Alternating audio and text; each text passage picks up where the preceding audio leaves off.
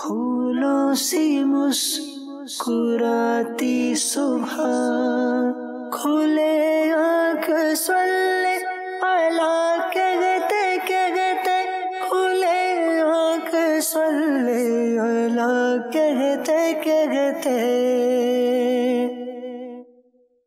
اعوذ باللہ من الشیطان الرجیم، بسم اللہ الرحمن الرحیم۔ وما لی لا اعبد الذی فطرنی وإلیہ ترجعون، أأتخذ من دونه آلهة إن يردني الرحمن بضر لا تغن عني شفاعتهم شيئا ولا ينقذون، إني إذا لفي ضلال مبين، إني آمنت بربكم فاسمعون، قيل ادخل الجنة قال يا ليت قومي يعلمون، بما غفر لي ربي وجعلني من المكرمين، وما أنزلنا على قومه من بعده من جند من السماء وما كنا منزلين، إن كانت إلا صيحة واحدة فإذا هم خامدون، يا حسرة على العباد ما يأتيهم من رسول إلا كانوا به يستهزئون، ألم يروا كم أهلكنا قبلهم من القرون أنهم إليهم لا يرجعون، وإن كل لما جميع لدينا محضرون، وآية لهم الأرض الميتة أحييناها وأخرجنا منها حبا فمنه يأكلون، وجعلنا فيها جنات من نخيل وأعناب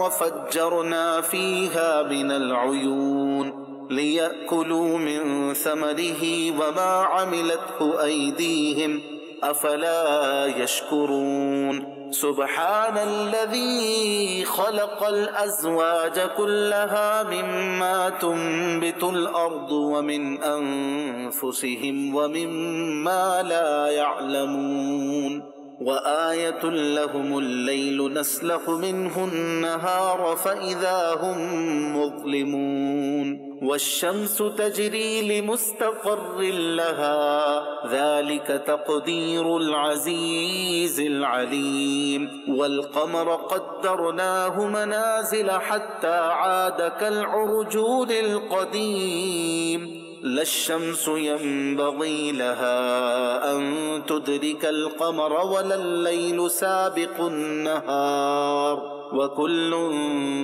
في فلك يسبحون، وآية لهم أنا حملنا ذريتهم في الفلك المشحون، صدق الله العظيم۔ الحمدللہ رب العالمین والصلاة والسلام علی سید الانبیاء والمرسلین، اما بعد فاعوذ باللہ من الشیطان الرجیم، بسم اللہ الرحمن الرحیم۔ مدنی چینل کے ناظرین، آپ دیکھ رہے ہیں سلسلہ کھلے آنکھ صلی اللہ کہتے کہتے۔ اللہ رب العالمین کی بارگاہ میں دعا کرتے ہیں مالک کریم آج کے دن کو ہم سب کے لیے رحمتوں اور برکتوں کے حاصل کرنے کا ذریعہ بنائے، اور سارا ہی دن اپنی رضا والے کاموں میں ہمیں گزارنے کی توفیق نصیب فرمائے۔ اللہ تبارک و تعالیٰ کی رضا حاصل کرنے والے کاموں میں سے ایک کام نبی رحمت شفیع امت صلی اللہ تعالیٰ علیہ وآلہ وسلم کی مقدس ذات پر درود و سلام پڑھنا بھی ہے۔ آقا دو عالم صلی اللہ تعالیٰ علیہ وآلہ وسلم کا فرمان عالی شان ہے، جو مجھ پر ایک مرتبہ درود پاک پڑھتا ہے اللہ تبارک و تعالیٰ اس پر 10 رحمتیں نازل فرماتا ہے، اس کے 10 گناہوں کو معاف فرماتا ہے اور 10 درجات کو بلند فرماتا ہے۔ یقیناً نبی رحمت صلی اللہ تعالیٰ علیہ وآلہ وسلم پر درود پڑھنا بندے کے لیے بہت ہی برکتوں والا ہے۔ آئیے محبت کے ساتھ آقا دو عالم صلی اللہ تعالیٰ علیہ وآلہ وسلم کی رضا پانے کے لیے، حضور کی خوشنودی پانے کے لیے، حضور کی نظر عنایت پانے کے لیے محبت کے ساتھ درود پاک پڑھتے ہیں. صلو علی الحبیب صلی اللہ تعالی علی محمد صلی اللہ تعالی علیہ وآلہ واصحابہ وبارک وسلم. آئیے کلام شامل کرتے ہیں. شاہزیب بھائی ماشاءاللہ ہمارے ساتھ موجود ہیں. دیکھتے ہیں آج کون سا کلام سنا رہے ہیں. صلو علی الحبیب صلی اللہ تعالی علی محمد صلی اللہ تعالی علیہ وسلم.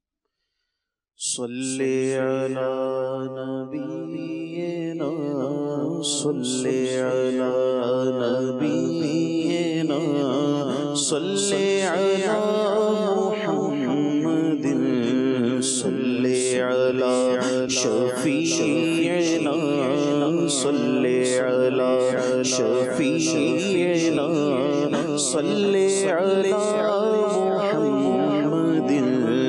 پوچھتے کیا ہو عرش پر یوں گئے مصطفیٰ کے یوں. پوچھتے کیا ہو عرش پر یوں گئے مصطفیٰ کے یوں.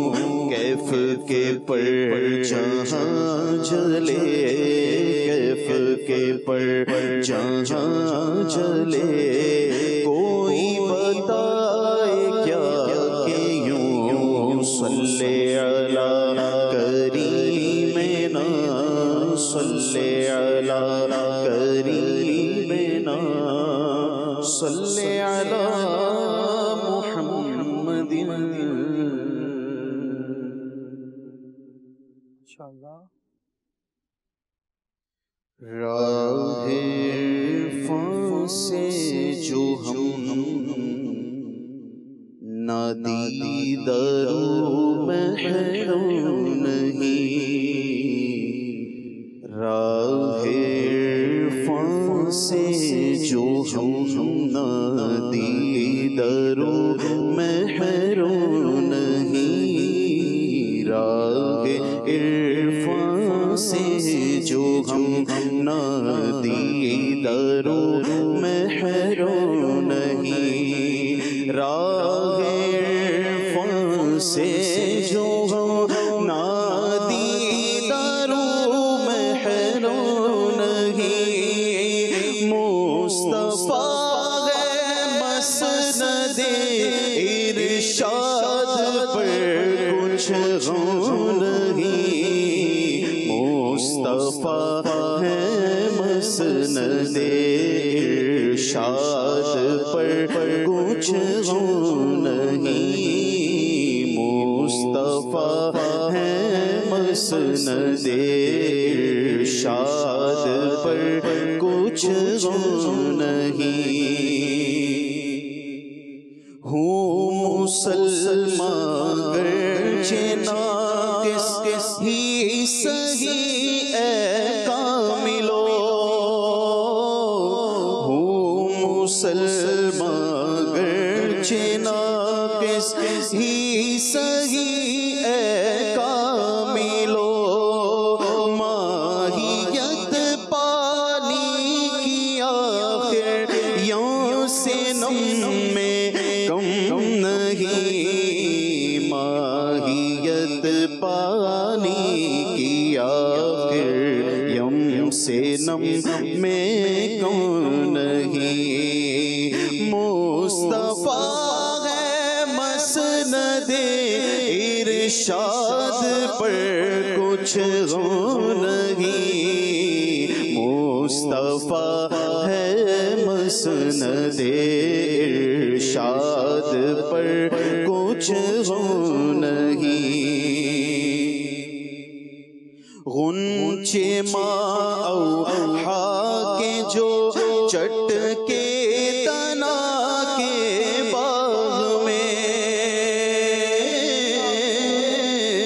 غنچے ماں اوحا کے جو چٹ کے تنا کے باغ میں. بلبل سدرا گل کی بو سے بھی محروم نہیں.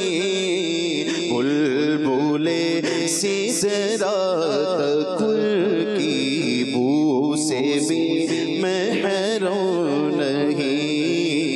بلبل سدرا گل سے بھی محروم نہیں، مصطفیٰ ہے مسند، مصطفیٰ ہے مسند ارشاد پر کچھ غم نہیں، مصطفیٰ ہے مسند ارشاد پر کچھ غم نہیں، اس میں زوں ہے کہ تھم تھم، اس میں جوں ہے کہ بیش،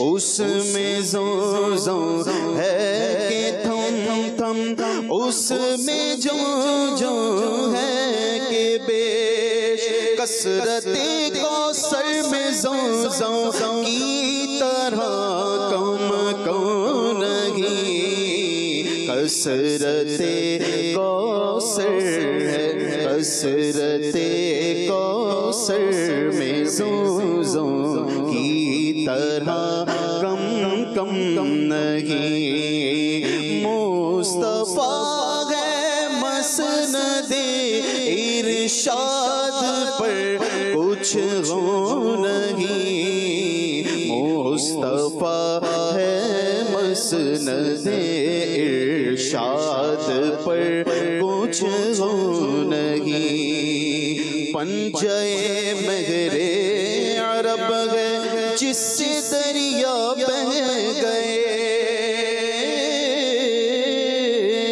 پنجے مہر عرب ہے جس سے دریا بہہ گئے، چشمہ خورشید میں تو نام کو بھی نم نہیں، چشمہ خورشید میں تو نام کو بھی نم نہیں، چشمہ خورشید میں تو نام کو بھی نم نہیں، مصطفیٰ ہے مسند ارشاد پر کچھ غم نہیں، مصطفیٰ ہے مسند ارشاد پر کچھ غم نہیں،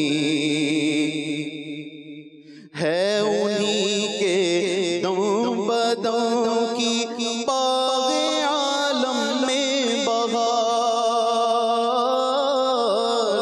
ہے انہی کے دم بدوں کی باغ عالم میں بہار، ہے انہی کے دم بدوں کی باغ عالم میں بہار، وہ نہ تھے عالم نہ تھا گر وہ نہ ہو عالم نہیں، وہ نہ تھے عالم نہ تھا گر وہ نہ ہو عالم نہیں، وہ نہ تھے عالم نہ تھا گر وہ نہ ہو عالم نہیں، مصطفیٰ ہے مسند، مصطفیٰ ہے مسند ارشاد پر کچھ غم نہیں، مصطفیٰ ہے مسند ارشاد پر کچھ غم نہیں، سایہ دیوار و خاک در ہو یا رب اور رضا، سایہ دیوار و خاک در ہو یا رب اور رضا، سایہ دیوار و خاک در ہو یا رب اور رضا، خواہش دیگہ میں کیسر شوق تخت جم نہیں، خواہش ہیں میں قیصر شوق تختے جو نہیں خواہش دے ہیں میں قیصر شوق تختے جو نہیں مصطفیٰ مسند ارشاد پر کچھ ہو نہیں راہ عرفان سے جو ہم نہ دیدار محر نہیں راہ عرفان سے جو ہم نہ دیدار محر نہیں مصطفیٰ مسند ارشاد پر کچھ ہو نہیں مصطفیٰ ہے مسند ارشاد پر کچھ ہو نہیں۔ سبحان اللہ سبحان اللہ۔ سیدی اعلیٰ حضرت امام اہل سنت امام محمد رضا خان رحمۃ اللہ تعالیٰ علیہ کا پیارا کلام آقا دو عالم صلی اللہ تعالیٰ علیہ وآلہ وسلم کی محبت میں ڈوبا ہوا اور آقا دو عالم صلی اللہ تعالیٰ علیہ وآلہ وسلم سے عشق کا ایک اظہار ہے۔ اللہ تبارک و تعالیٰ اس اظہار کے راز تک پہنچا ہے۔ کیا بات ہے، کیا الفاظ اعلیٰ حضرت رحمۃ اللہ تعالیٰ علیہ کے ہیں جس کو سمجھ میں آ رہے ہوتے ہیں اس کو اور مزہ آ رہا ہوتا ہے، ورنہ صرف ترتیب رضا سن کر ہی مزہ آ رہا ہوتا ہے بندے کو۔ اعلیٰ حضرت رحمۃ اللہ تعالیٰ علیہ نے جو مکتب میں ارشاد فرمایا اس کا آسان اگر دوسری جگہ پر اعلیٰ حضرت کے کلاموں میں ترجمہ دیکھیں تو اس کا یہ بھی ہو سکتا ہے کہ ان کا منگتا پاؤں سے ٹکرا دے وہ دنیا کا تاج، جس کے خاطر مر گئے منعمر اگر کڑیریاں۔ بڑے بڑے تاج اور شہنشاہ اور ان کے تخت کی اعلیٰ حضرت رحمۃ اللہ تعالیٰ علیہ فرماتے ہیں کہ اس کی کوئی تمنا نہیں ہے، مصطفیٰ کریم علیہ السلام کے در کی دیوار کا سایہ ہو، رضا ہو یا رب، بس یہ دعا ہے۔ آقا دو عالم صلی اللہ تعالیٰ علیہ وآلہ وسلم کے در کی گدائی یہ بڑی بادشاہی ہے۔ اللہ تبارک و تعالیٰ اس بادشاہی میں رکھے، مصطفیٰ کریم علیہ السلام کی شہنشاہی میں ہمیں زندہ رکھے۔ وہ جو آقا ہیں تو پھر سب کچھ ہے، اور اگر وہ نہ تھے عالم نہ تھا، اگر وہ نہ ہو عالم نہیں۔ آقا کریم صلی اللہ تعالیٰ علیہ وآلہ وسلم سے محبت کی بات ہے، اعلیٰ حضرت رحمۃ اللہ تعالیٰ علیہ نے اس طرح سے اس کا اظہار فرمایا ہے۔ موضوع کی طرف آئیں گے۔ اچھا، تھوڑا سا اس کو بھی میں ڈسکس کرنا چاہوں گا کہ اشعار کبھی مشکل ہو جائے، سوچ سمجھ کر اور غور و فکر کے ساتھ اگر ان کو سمجھنے کی کوشش کی جائے تو مزہ بھی بسا اوقات بہت زیادہ آتا ہے۔ اللہ کریم برکت دے اور سوچنے سمجھنے کی ہم سب کو توفیق نصیب فرمائے۔ مدنی چینل کے ناظرین، ہم اپنی زندگی گزار رہے ہیں اور سبھی گزار رہے ہیں، کچھ لوگ باقاعدہ گزار رہے ہیں، کچھ گزر ہی رہی ہے، تو مختلف انداز ہیں لوگوں کے جو ترتیب دیتے ہیں اور سوچ سمجھ کر اپنی زندگی میں فیصلے کرتے ہیں۔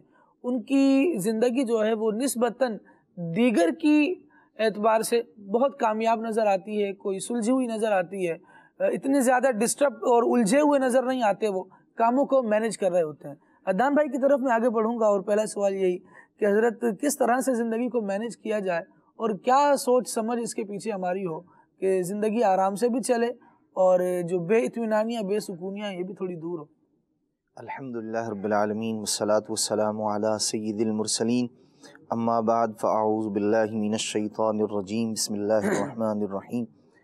خالد بھائی، اگر ہم اپنی زندگی پر غور کریں، ایک مسلمان ہونے کے ناطے مسلمان کی زندگی تو اللہ تبارک و تعالی نے اپنے فضل سے، اپنے کرم سے خود ہی مینج فرما دی ہے، کیونکہ اس کے شب و روز، اس کے لیے سورج کا نکلنا، بلکہ اس سے پہلے کا جدول اللہ پاک نے عطا فرما دیا۔ اس نے اٹھنا کب ہے اور کام کے لیے کب جانا ہے۔ اسلام کے اندر صبح کے وقت کی جو اہمیت اللہ کے پیارے محبوب صلی اللہ تعالیٰ علیہ وآلہ وسلم نے بیان فرمائی ہے، اور پھر نماز کی اہمیت دیکھیں، ابتدا تو یہیں سے ہو گئی بندہ مومن کی، مسلمان کی۔ ہم عام طور پر صبح کے وقت یعنی رات میں آرام کرتے ہیں، سو رہے ہیں۔ اب مسئلہ یہ ہے کہ جو اللہ تبارک تعالیٰ کا ماننے والا بندہ ہے، نبی پاک علیہ الصلوۃ والسلام کا امتی ہے، اس کی زندگی کی ابتدا نماز فجر سے ہو رہی ہے۔ اچھا، اس سے پہلے کی بھی ترغیب ہے، اس سے پہلے کی بھی ترغیب موجود ہے، فضائل بھی ہیں، اس پر اجر بھی ہے، ثواب بھی ہے، لیکن چلیں اس کو رہنے دیجئے۔ جو لازمی ہے، جہاں یوں کہہ لیں کہ جب آرام کرنا یا سونا بندے کے لیے گناہ بن جائے گا، ایسی صورت میں تو اس کو جاگنا ہی فرض ہے، لازم ہے نماز فجر کے لیے۔ اس کے بعد جو ہے ایک ترغیب ہے، بزرگان دین کا عمل ہے، نبی پاک صلی اللہ تعالیٰ علیہ وآلہ وسلم، سیدنا امام حسن رضی اللہ تعالیٰ عنہ، اہل بیت اطہار کے چشم و چراغ ہیں، انہوں نے زندگیاں گزار کے بتایا۔ نماز فجر کے بعد اب آپ دیکھیں اشراق چاشت کا ایک جو ہے نا وہ ہمیں شیڈول دیا گیا ہے، جدول دیا گیا ہے، اور یہ وہ چیزیں ہیں جو ترغیب کے طور پر ہیں بندہ مومن کے لیے کہ اگر آپ یہ کرنا چاہتے ہیں سبحان اللہ اس پر اجر ہے، ثواب ہے، بہت کچھ ہے۔ اگر آپ اس کے علاوہ کوئی اور کام کرنا چاہتے ہیں، جیسے ہمارے حضرات صحابہ کرام علیہ مردوان کا مبارک انداز تھا، یا مثال کے طور پر صبح کے وقت میں بندہ اٹھ کر جو ہے وہ رزق کی تلاش میں روزی کے لیے نکلتا ہے، یہ بہت برکت کا وقت ہے، رزق کے تقسیم کیے جانے کا وقت ہے۔ اس کے بعد جو ہے جو اپنے دن کے کام کاج ہیں، اب یہاں بندے کو ایک اختیار دے دیا گیا، یوں کہہ لیں نماز ظہر سے پہلے تک آپ رزق حلال کے لیے اپنے کام کاج کے لیے جاتے ہیں، دیگر جو ہے وہ یوں کہہ لیں کہ کوئی کمانے کے لیے جاتے ہیں، محنت مزدوری کے لیے سفر کرتے ہیں، گھر سے نکلتے ہیں، اپنے بچوں کو جو ہے وہ وقت دیا، آپ نے ناشتہ کیا ان کے ساتھ، اور پھر نماز ظہر سے پہلے تک آپ جس انداز میں حلال انداز میں روزی کمائیں، رزق اپنا تلاش کریں، اس کی جو ہے وہ شرعاً بالکل اجازت، ترغیب، فضائل کمال، یہ اسلام کا ایسا ستھرا جو ہے وہ نظام ہے خالد بھائی، جس کے لیے بندے کو اگر وہ شریعت کا پابند ہے نا تو کچھ تکلف نہیں کرنا پڑ رہا اس کو، بلکہ اس کی زندگی خود سے ہی مینج ہے۔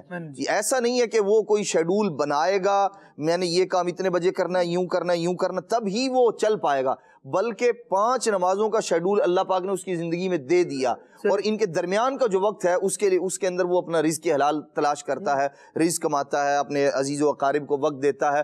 پھر جو کام ہیں، مثال کے طور پر زندگی گزارنے کے لیے انسان کو جن چیزوں کی ضرورت پڑتی ہے، جن رشتوں کو نبھانے کی ضرورت پڑتی ہے، اسلام نے صرف انہیں نبھانے کا ذہن نہیں دیا، انہیں وقت دینے کا صرف ذہن نہیں دیا، بلکہ اس وقت دینے پر آپ کو اجر اور ثواب کی نوید اور بشارت بھی ارشاد فرمائی ہے۔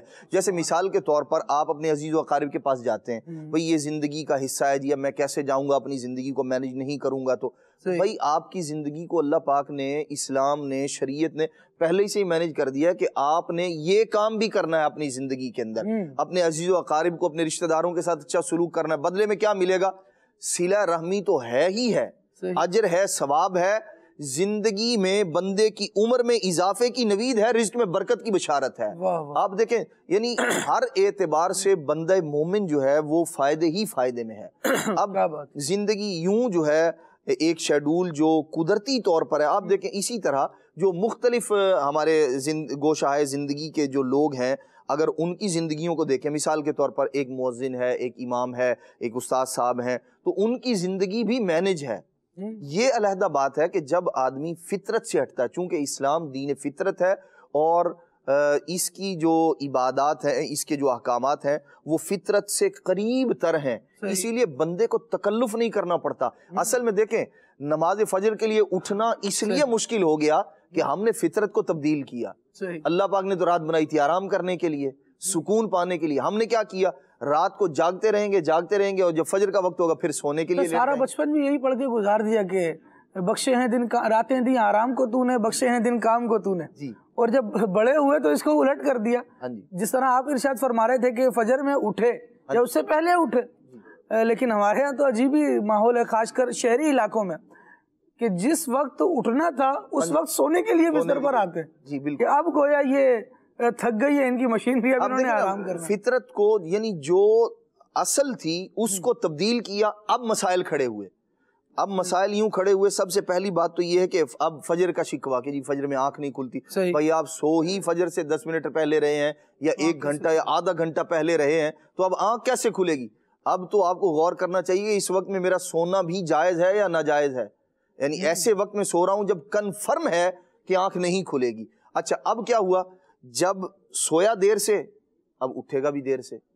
اب مارکیٹ کا وقت جو ہے، جو رزق کمانے کا، جو رزق کی تقسیم کا وقت تھا، صبح کا وقت، اور وہ ایک بات کہی جاتی ہے کہ صبح کا وقت جو ہے بڑا نور پیر کا وقت ہوتا ہے، عام طور پر پنجاب میں لوگ جو ہے اس طرح کا اس کو جو ہے وہ کہتے ہیں، اور برکت والا وقت ہوتا ہے۔ اس کے اندر لوگ محنت، مشقت، اپنے کام نمٹانے کی کوشش کرتے ہیں کہ یہ برکت کا وقت ہے اور رزق کمانے کا وقت ہے۔ آپ دیکھیں کسان منہ اندھیرے اٹھ کر صبح نماز فجر کے وقت جو ہے یا فجر سے بھی پہلے جنہوں نے اپنی زمینوں کو پانی وغیرہ دینا ہوتا ہے تو وہ صبح وقت بعضوں کا تبدیل بھی ہوتا رہتا ہے، لیکن ہل چلانا ہے، کام کاج کرنے، تو وہ صبح کے وقت میں چونکہ برکت رکھی گئی ہے اور پھر وہ اس کو استعمال کرتے ہیں اور سورج نکلنے سے پہلے پہلے اپنے بہت سارے کام نمٹا لیتے ہیں۔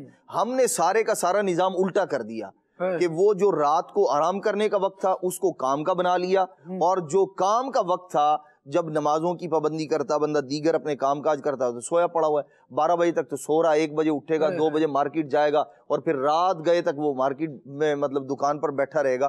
سارے کا سارا جو اب پھر شکوہ یہ نمازوں کے لیے ٹائم ہی نہیں ملتا جی۔ وہ بندے خدا کے، یہ تو آپ نے دیکھیں جیسے دکان کے لیے وقت ہے نا اور کام کاج کے لیے وقت ہے، رزق کمانے کے لیے وقت ہے، نماز بھی اسی طرح ایک ضروری چیز تھی۔ وقت نہیں ہے کہ تو سوال ہی پیدا نہیں ہوتا کہ وقت نہیں ہے، تو آپ نے نکالنا ہے، آپ نے مینج کرنا ہے۔ کبھی آپ یہ کہتے ہیں کہ جی مجھے تو کام پر جانے کے لیے وقت نہیں ہے جی، دکان پر جانے کے لیے وقت نہیں ملتا، کیا کروں جی، آج کل گھر کے اندر ہی دن رات بسر ہو رہے ہیں، وقت ہی نہیں ملتا، دکان پہ جا کے روزی کیسے کماؤں۔ کبھی کسی بندے سے یہ نہیں سنا ہوگا، جس کام کو ہم اہمیت دیتے ہیں نا اس کے لیے وقت نکال لیتے۔ بالکل بالکل، اور واقعی ہم اپنی زندگی کے اندر دیکھیں تو یہ ہم نے جو روٹین کو تبدیل کیا، بندہ مومن کے شب و روز اس کا جو دن کا آغاز ہے، اس کی جو صبح ہے، اور پھر اس صبح کے اندر جب وہ اللہ تبارک و تعالیٰ کی رضا والے کام کر کے نماز فجر ادا کر کے جب وہ جا رہا ہے تو پھر اب بازار کی طرف جب جا رہا ہے تو رب کی رحمت کا جھنڈا اس کے ساتھ ہے، اللہ کا فضل اس کے شامل حال ہے، پھر برکت بھی ہے، پھر اس کے اندر جو ہے ایک تازگی کا احساس بھی ہے، سب کچھ ہے۔ اچھا، پھر صبح اٹھ کر ہم لوگ کہتے ہیں صبح کی سیر بہت مفید ہوتی ہے، اگر دنیاوی اعتبار سے ہی دیکھ لیا جائے، اس کو لے لیا جائے، مثال کے طور پر مسجد تھوڑا دور ہے، اگر ایسا ہے، یا دور نہیں بھی ہے، قریب ہے، اگر آپ جلدی اٹھیں گے تو اب وہ صبح کی جو تازہ ہوا ہے وہ آپ کے سینے میں، آپ کے پھیپھڑوں میں جاتی ہے، آپ کی طبیعت کو وہ اشاج بشاش کرتی ہے۔ صبح کا وقت ہے، عام طور پر جو ہے وہ پولوشن، اس طرح کی چیزیں جو ہے، دھواں بھی نہیں ہے گاڑیوں کا اور چیزیں بھی نہیں ہیں، ایسے وقت میں وہ جو آب و ہوا ہے صبح کی وہ ویسے ہی ہمارے لیے مفید ہے۔ تو اسی کا ہم جو ہے وہ اعتبار کر لیتے کہ صبح اٹھنے میں کتنے فائدے ہیں، کتنے فائدے ہیں۔ نماز ادا کرنے کے لیے جب بندہ جا رہا ہے، چہل قدمی بھی ہو رہی ہے، چل بھی رہا ہے، سفر بھی ہے، سانس بھی لے رہا ہے، ادھر سے پھولوں کی خوشبو بھی آ رہی ہے، اچھا فضا بھی معطر ہے، اور وہ جو صبح کی ایک ہلکی ہلکی ٹھنڈی خنکی والی جو ہوا ہے، سبحان اللہ، وہ بندے کو کیسی فرحت و تازگی محسوس دیتی ہے۔ اب ایسے میں جب بندہ نماز پڑھ کے اب واپس اپنے گھر آتا ہے، کام کاج کرتا ہے، دل بھی لگے گا اس کا، تلاوت قرآن کرتا ہے، اس کے اندر کوئی کام کرتا ہے، اس کے اندر دل لگے گا، کیونکہ یہ بالکل فریش مائنڈ آدمی ہے۔ اب یہ سوچے فکر کرے اپنے کاروبار کے حوالے سے، دیگر تھکا ہارا بیچارہ جو ہے وہ آیا، رات کو سو گیا، صبح اٹھا، وہ جو مطلب سورج نکل چکا ہے، پرندے جو ہے وہ یوں کہہ لیں اپنے گھونسلے چھوڑ کے جا چکے ہیں رزق کی تلاش میں، اور یہ غافل انسان جو ہے وہ بستر کے اوپر پڑا ہوا ہے۔ اس طرح اگر زندگی گزارے گا تو کیسے مینج کرے گا؟ اپنی نمازوں کا بالکل خیال رکھے اور اس کا اہتمام کرے، یہ لازم ہے، اس کو نہ چھوڑے، اور اس کے حساب سے اگر شیڈول بنائے گا۔ مدنی چینل کے ناظرین، ایسا نہیں ہے کہ ہم یہ سمجھتے ہیں کہ جناب رات میں جس کی ڈیوٹی ہے تو وہ کوئی غلط کام کر رہا ہے۔ جہاں ضرورت ہے وہاں ضرورت ہے، اور جہاں ضرورت نہیں ہے وہاں بلا وجہ اپنا وقت برباد کرنا، اور وہ وقت جو اللہ تبارک و تعالیٰ کی طرف سے رحمت اور برکت والا ہے اس کو سو کر گزارنا، یہ کوئی دانش مندی نہیں ہے۔ عدنان بھائی نے گفتگو کی کہ وہ صبح کا وقت ہے اور وہ تازہ ہوا کے جھونکے ہیں۔ مجھے اعلیٰ حضرت رحمۃ اللہ تعالیٰ علیہ کا ایک شعر یاد آیا، کہتے ہیں تمہاری یاد میں گزری تھی جاگتے شب بھر، تمہاری یاد میں گزری تھی جاگتے شب بھر، چلی نسیم ہوئے بند دیدہائے فلک۔ صبح کی جو تازہ ہوا ہوتی ہے نا، جو بالکل فجر کے قریب چل رہی ہوتی ہے، اس ہوا کی اپنی ہی فریشنس ہوتی ہے، اپنی ہی تازگی ہوتی ہے، بندہ اسے حاصل کرے تو اس کی بڑی برکت ہوگی۔ ہم لوگ تارے سو رہے ہوتے ہیں، ہم لوگ جو ہے وہ ورزش کے نام پر، جاگنگ کے نام پر، اس نام پر جو ہے نا وہ اٹھنے کے لیے تیار ہو جائیں گے، بلکہ عام طور پر سردیوں کے اندر یہ آپ سے کچھ ابھی بھی نماز فجر کا وقت جو ہے وہ کتنا دیر سے ہے۔ ہم لوگ اپنے بچوں کے لیے ان کو اسکول چھوڑنے کے لیے بعض اوقات ہم نے یہاں تک دیکھا، اور یہ پریکٹیکل ہے، نماز فجر سے پہلے اٹھ کر بچوں کو تیار کر رہے ہوتے ہیں، لیکن ان کی زندگی کے اندر نماز فجر نہیں ہے۔ یعنی اس کو انہوں نے اپنے بچے کو اٹھانا، اس کو جو ہے وہ ناشتہ کروانا، اس کا بیگ تیار کرنا، اس کو چھوڑ کر آنا، یہ سب کچھ ہے۔ بلکہ وہ ڈرائیور حضرات خالد بھائی جنہوں نے گاڑی لے کر نکلنا ہے بچوں کو لینے کے لیے، وینز کے لیے، آپ دیکھیں وہ نماز فجر سے پہلے اٹھتے ہیں۔ کاش ان کا یہ ذہن ہو کہ میں نے پہلے اپنے رب کو راضی کرنا ہے، نماز فجر ادا کرنی ہے، اس کے بعد میں نے نکلنا ہے کام کے لیے۔ کیسی برکت ہوگی اس کام کے اندر۔ لوگ نماز پڑھنے کے لیے گھروں کی مطلب مسجد کی طرف جا رہے ہیں اور یہ اس کو ایک ہی فکر ہے بس۔ یعنی کتنی غفلت والا جو ہے یہ انداز ہے۔ ہمیں ایسے انداز کو دور کرنا چاہیے، سوچیں، فکر کریں، سمجھیں کہ میرے دن کی ابتدا تو رب کے نام سے ہونی چاہیے تھی، نماز فجر سے ہونی چاہیے تھی۔ اچھا، ہم بھی عجیب قسم کے لوگ ہیں۔ بعض اوقات ایسا ہوتا ہے کہ کوئی نماز جو ہے ہم یہ کہہ کر قضا کر دیتے ہیں کہ یار ٹائم نہیں ملتا، کوئی سوتے میں قضا کر دیتے ہیں جب جاگ رہے ہوتے ہیں۔ اچھا، بعض افراد آپ کو وہ ملیں گے نماز فجر میں کیوں نہیں آتے؟ جی آنکھ نہیں کھلتی جی۔ اچھا، بقیہ جو 4 نمازیں ہیں جب آنکھ کھلی ہوئی ہوتی ہے اس کے لیے نیا بہانہ ہے کیا کہ جی وہ کام کی مصروفیت تھی، جی ادھر چلا گیا تھا، ادھر چلا گیا تھا، فلاں ہو گیا تھا، یہ ہو گیا تھا۔ یعنی ہم نے عبادت سے جی چرانے کے لیے ہیلے بہانے تلاش کیے ہوئے ہیں۔ فجر میں کیوں نہیں آتے؟ آنکھ نہیں کھلتی۔ ظہر میں کیوں نہیں آتے؟ کام پہ ہوتا ہوں جی۔ عشاء میں کیوں نہیں ہوتے؟ وہ جی ڈیوٹی سے دیر سے آتا ہوں۔ تو بھائی یہ سارے کا سارا وقت دنیا کے لیے، کوئی اللہ رسول کے لیے بھی ہے یا نہیں 24 گھنٹے کے اندر؟ سارے کا سارا وقت جو ہے دنیا کے لیے، یہ بھی سوچنے کی بات، یہ بھی سوچنے کی بات ہے کہ جس رب نے مجھے پیدا کیا، رات کو سویا، صبح اس نے مجھے زندہ کیا، موت سے، چھوٹی موت سے مجھے اللہ تبارک و تعالیٰ نے مجھے زندگی عطا کی۔ چاہتا تو سویا ہی پڑا رہتا۔ شکرانے میں اٹھ کر تو یہ چاہیے تھا بندہ دعا پڑھتا، نماز پڑھتا، اپنے رب کا نام لیتا، اس کے بعد کام کاج یعنی اٹھنے پر بھی جو دعا ہمیں تعلیم فرمائی گئی، دیکھیں کتنے پیارے الفاظ ہیں اس کے۔ الحمدللہ الذی احیانا، تمام تعریفیں اس اللہ رب العالمین کے لیے ہیں جس نے ہمیں زندہ کیا، بعد ما اماتنا والیہ النشور، ہمارے مرنے کے بعد، یوں جو سوئے تھے نا، یہ نیند کو موت کی بہن بھی قرار دیا گیا۔ بالکل بالکل۔ اس کے بعد اللہ تبارک و تعالیٰ نے ہمیں زندہ کیا، والیہ النشور، اور جب ابدی نیند سو جائیں گے نا پھر بھی اس کی طرف اٹھائے جائیں گے، یعنی موت کی آغوش میں چلے جائیں گے۔ اس کے بعد پہ جو اٹھنا ہوگا وہ اس کے لیے ہوگا۔ تو بندے کا دنیا میں اٹھنا اس کے لیے کیوں نہ ہو؟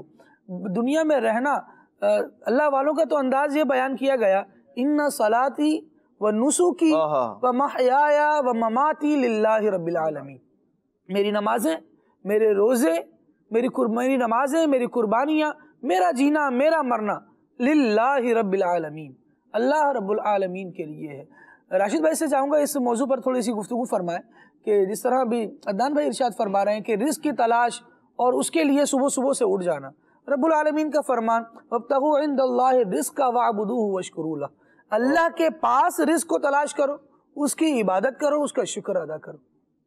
بسم اللہ الرحمن الرحیم۔ بحیثیت انسان جو ہماری ذمہ داریاں ہیں، یقیناً ہر شخص اس سے واقف ہے کہ بحیثیت شوہر میری ذمہ داری ہے، میں نے بیوی بچوں کے لیے محنت کرنی ہے، ان کو رزق کھلانا ہے۔ اب یہ الگ بات ہے کہ بندہ اس چیز کو نہیں سوچتا کہ رزق حلال کھلانا ہے یا حرام کھلانا ہے۔ یہ بھی پتہ ہے جی میں ایک بیٹا ہوں، میری ذمہ داری ہے، میں نے اپنے والدین کا خیال کرنا ہے۔ یہ خوش نصیب لوگوں کی خیر یہ بھی ایک ذمہ داری سمجھ کر ماں باپ کی خدمت کرتے ہیں۔ پھر یہ بھی پتہ ہے جی میں کسی جگہ ادارے میں آفیسر ہوں یا ملازم ہوں، میری یہ ذمہ داریاں ہیں، لیکن بحیثیت مسلمان میری کیا ذمہ داریاں ہیں اس بارے میں ہمیں آگہی نہیں ہے۔ بحیثیت مسلمان میری سب سے پہلی ذمہ داری یہ ہے کہ میں اپنے پالنے والے خدائے احکم الحاکمین جل وعلا کی بندگی کروں، اس کی عبادت میں زندگی بسر کروں۔ رزق رب نے دینا ہے، رزق دینے کا وعدہ رب تبارک و تعالیٰ نے کیا ہے کہ رزق تمہیں ملے گا۔ اب یہ بندہ دیکھے کہ میں رزق کیسے حاصل کر رہا ہوں، حلال طریقے سے یا حرام طریقے سے۔ رزق کمانے کے جو ذرائع ہیں اس میں بھی غور و فکر کرنا یہ بڑا ضروری ہے اس کے لیے کہ میں جو رزق کما رہا ہوں یہ رزق حلال طریقے سے حاصل کر رہا ہوں یا حرام طریقے سے۔ اور پھر اس کے ساتھ ساتھ رزق کے ساتھ ساتھ جو ذمہ داریاں ہیں وہ کیا ہے کہ اپنے رب تبارک و تعالیٰ کی طرف توجہ رہے۔ آپ رزق کے لیے کوشش کریں، یا آپ بچوں کی پرورش کے لیے کوشش کریں، یا آپ کسی بھی ادارے میں جاب کرتے ہیں، یا آپ اپنا بزنس کرتے ہیں، تو آپ کا مطمع نظر، آپ کا فوکس کیا ہونا چاہیے کہ میرا رب مجھ سے راضی ہو جائے، کیونکہ جب اللہ تبارک و تعالی بندے سے راضی ہوگا تو پھر اس کے لیے سارے کام آسان ہوں گے۔ دیکھیے بحیثیت مسلمان ہمارا یہ ایمان ہے، یقین ہے، یہ عقیدہ نظریہ ہے، ہمارا کانسیپٹ واضح ہے کہ مجھے رزق رب نے دینا ہے، بیماری سے شفا رب نے دینی ہے، میری پریشانیوں کو دور اللہ نے کرنا ہے، میری اولاد کو فرما بردار رب نے کرنا ہے۔ جب سب کچھ اللہ نے کرنا ہے تو اس خالق کا کائنات کو راضی کرنے کے لیے ہم کوشش کیوں نہیں کرتے؟ اس اللہ تبارک و تعالیٰ کی طرف توجہ کیوں نہیں کرتے؟ اللہ کو چھوڑ کر در در پر بھی کیوں مانگتے ہیں؟ دوسروں کے سامنے سر کو کیوں جھکاتے ہیں؟ آپ اللہ تبارک و تعالیٰ کے نیک بندوں کو چھوڑ کر دنیا داروں کے پاس جا کر آپ صرف یہ رکھتے ہیں جناب یہ بندے مجھ سے راضی ہو جائیں، اللہ کو آپ ناراض بھی کر لیتے ہیں۔ نتیجہ پھر یہی ہوتا ہے کہ جس خالق نے آپ کو ٹینشن فری کرنا تھا، جس خالق نے آپ کے لیے رزق کے دروازے کھولنے تھے، جس مالک کو مولا نے آپ کے لیے آسانیاں فراہم کرنا تھی، جب آپ اس سے نظریں موڑ لیتے ہیں، آپ اس کی طرف سے توجہ ہٹا لیتے ہیں، دنیا داروں سے آپ امیدیں لگا لیتے ہیں، تو پھر نتیجہ وہی ہوتا ہے کہ جو دنیا داروں کے سامنے پھر سر کو جھکا رہا ہوتا ہے، صرف دنیا ہی اس کے پیش نظر رہتی ہے، تو پھر دنیا اسے ذلیل کرتی ہے۔ آپ کی بات سے کنیکٹ کرنا چاہوں گا کہ وہ ایک سجدہ جسے تو گراں سمجھتا ہے، وہ ایک سجدہ جسے تو گراں سمجھتا ہے، ہزار سجدوں سے دیتا ہے آدمی کو نجات۔ در در پھر جا کر جھکنا نہیں پڑتا جب رب کے حضور بندہ اپنی پیشانی رکھ دیتا ہے۔ ایسے ہی ہے۔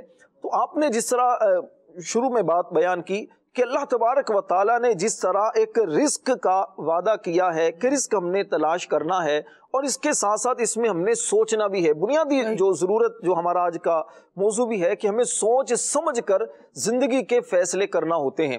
دیکھیے زندگی کے بہت سارے فیصلے خالد بھائی وہ ہوتے ہیں کہ اگر سوچے سمجھے بغیر کیے جائیں تو بہت بڑے نقصان کا وہ سبب بن جاتے ہیں۔ میں چند ایک مثالیں آپ کے سامنے پیش کرتا ہوں۔ مثال کے طور پر آپ جاب کرتے ہیں، جاب کرنے سے پہلے اگر آپ سوچ سمجھ کر جاب کرتے ہیں تو پھر کیا ہوتا ہے کہ آپ کو مزہ بھی آ رہا ہوتا ہے اور اس کے بینیفٹس بھی حاصل ہوتے ہیں۔ اسی طرح آپ اپنی شادی کرتے ہیں یا اپنے بچوں کی شادی کرتے ہیں تو پہلے سوچ سمجھ کر فیصلہ کرنا یہاں بڑا ضروری ہوتا ہے۔ اگر آپ نے یہاں پر بغیر سوچے سمجھے محض اس لیے بچے کی شادی کر دی، یہ بہن ہے، یہ میرے بھائی ہیں، یہ میرے دوست ہیں، یہ فلاں کی بیٹی ہے، یہ میرے دوست کا بیٹا ہے، محبتاً جذبات میں آ کر آپ فیصلے کر لیتے ہیں، نتیجہ پھر یہ ہوتا ہے کچھ عرصہ گزرنے کے بعد جب حقیقی زندگی گزر رہی ہوتی ہے، دونوں میاں بیوی کی انبن ہوتی ہے، تو پھر آپ پچھتاتے ہیں۔ آپ کا قریبی دوست، قریبی آپ کا رشتہ دار آپ سے دور ہو جاتا ہے۔ وجہ یہ ہوتی ہے کہ آپ نے پہلے سوچ سمجھ کر فیصلہ نہیں کیا ہوتا، محض جذبات میں فیصلہ کیا ہوتا ہے۔ اسی طرح بہت ساری زندگی کے یہاں میں ایک بات اور ایڈ کرنا چاہوں گا کہ نبی پاک صلی اللہ تعالیٰ علیہ وآلہ وسلم نے راشد بھائی جو بات ارشاد فرمائی کہ 3 وجوہات کی بنا پر نکاح کیے جاتے ہیں، اور پھر تینوں کو بیان فرمانے کے بعد حضور نے ارشاد فرمایا کہ تم دینداری کو ترجیح دو۔ اس میں کتنا ایک واضح موضوع موجود ہے، ایک واضح مفہوم اور بندے کے لیے ہدایت موجود ہے کہ یہاں سوچے، یہاں سمجھے کہ میں ترجیح کس کو دے رہا ہوں۔ میں حسن و جمال کی وجہ سے شادی کر رہا ہوں، میں دولت اور پیسے کی وجہ سے شادی کر رہا ہوں، یا کسی کی دینداری کی وجہ سے شادی کر رہا ہوں۔ اصل میں معاملہ یہ ہے کہ دین آئے گا نا تو ساتھ وہ درستی لے کر آئے گا۔ جب دین نہیں ہوگا تو پھر درستی نہیں آ سکتی، چاہے آپ زمین و آسمان ایک کر دیں، وہ زمین و آسمان ایک کرنے میں بنا کمبختی ہی آئے گی، درستی نہیں آئے گی، بربادی آئے گی، خوشحالی نہیں آئے گی۔ جہاں دینداری ہوگی اور واقعتاً دینداری ہوگی، دکھاوا نہیں، دینداری، اور وہاں دیکھیے کیسے امن بھی ہوگا، سکون بھی ہوگا، ایک دوسرے کا احترام بھی کیا جائے گا، عزتوں کا پاس رکھا جائے گا۔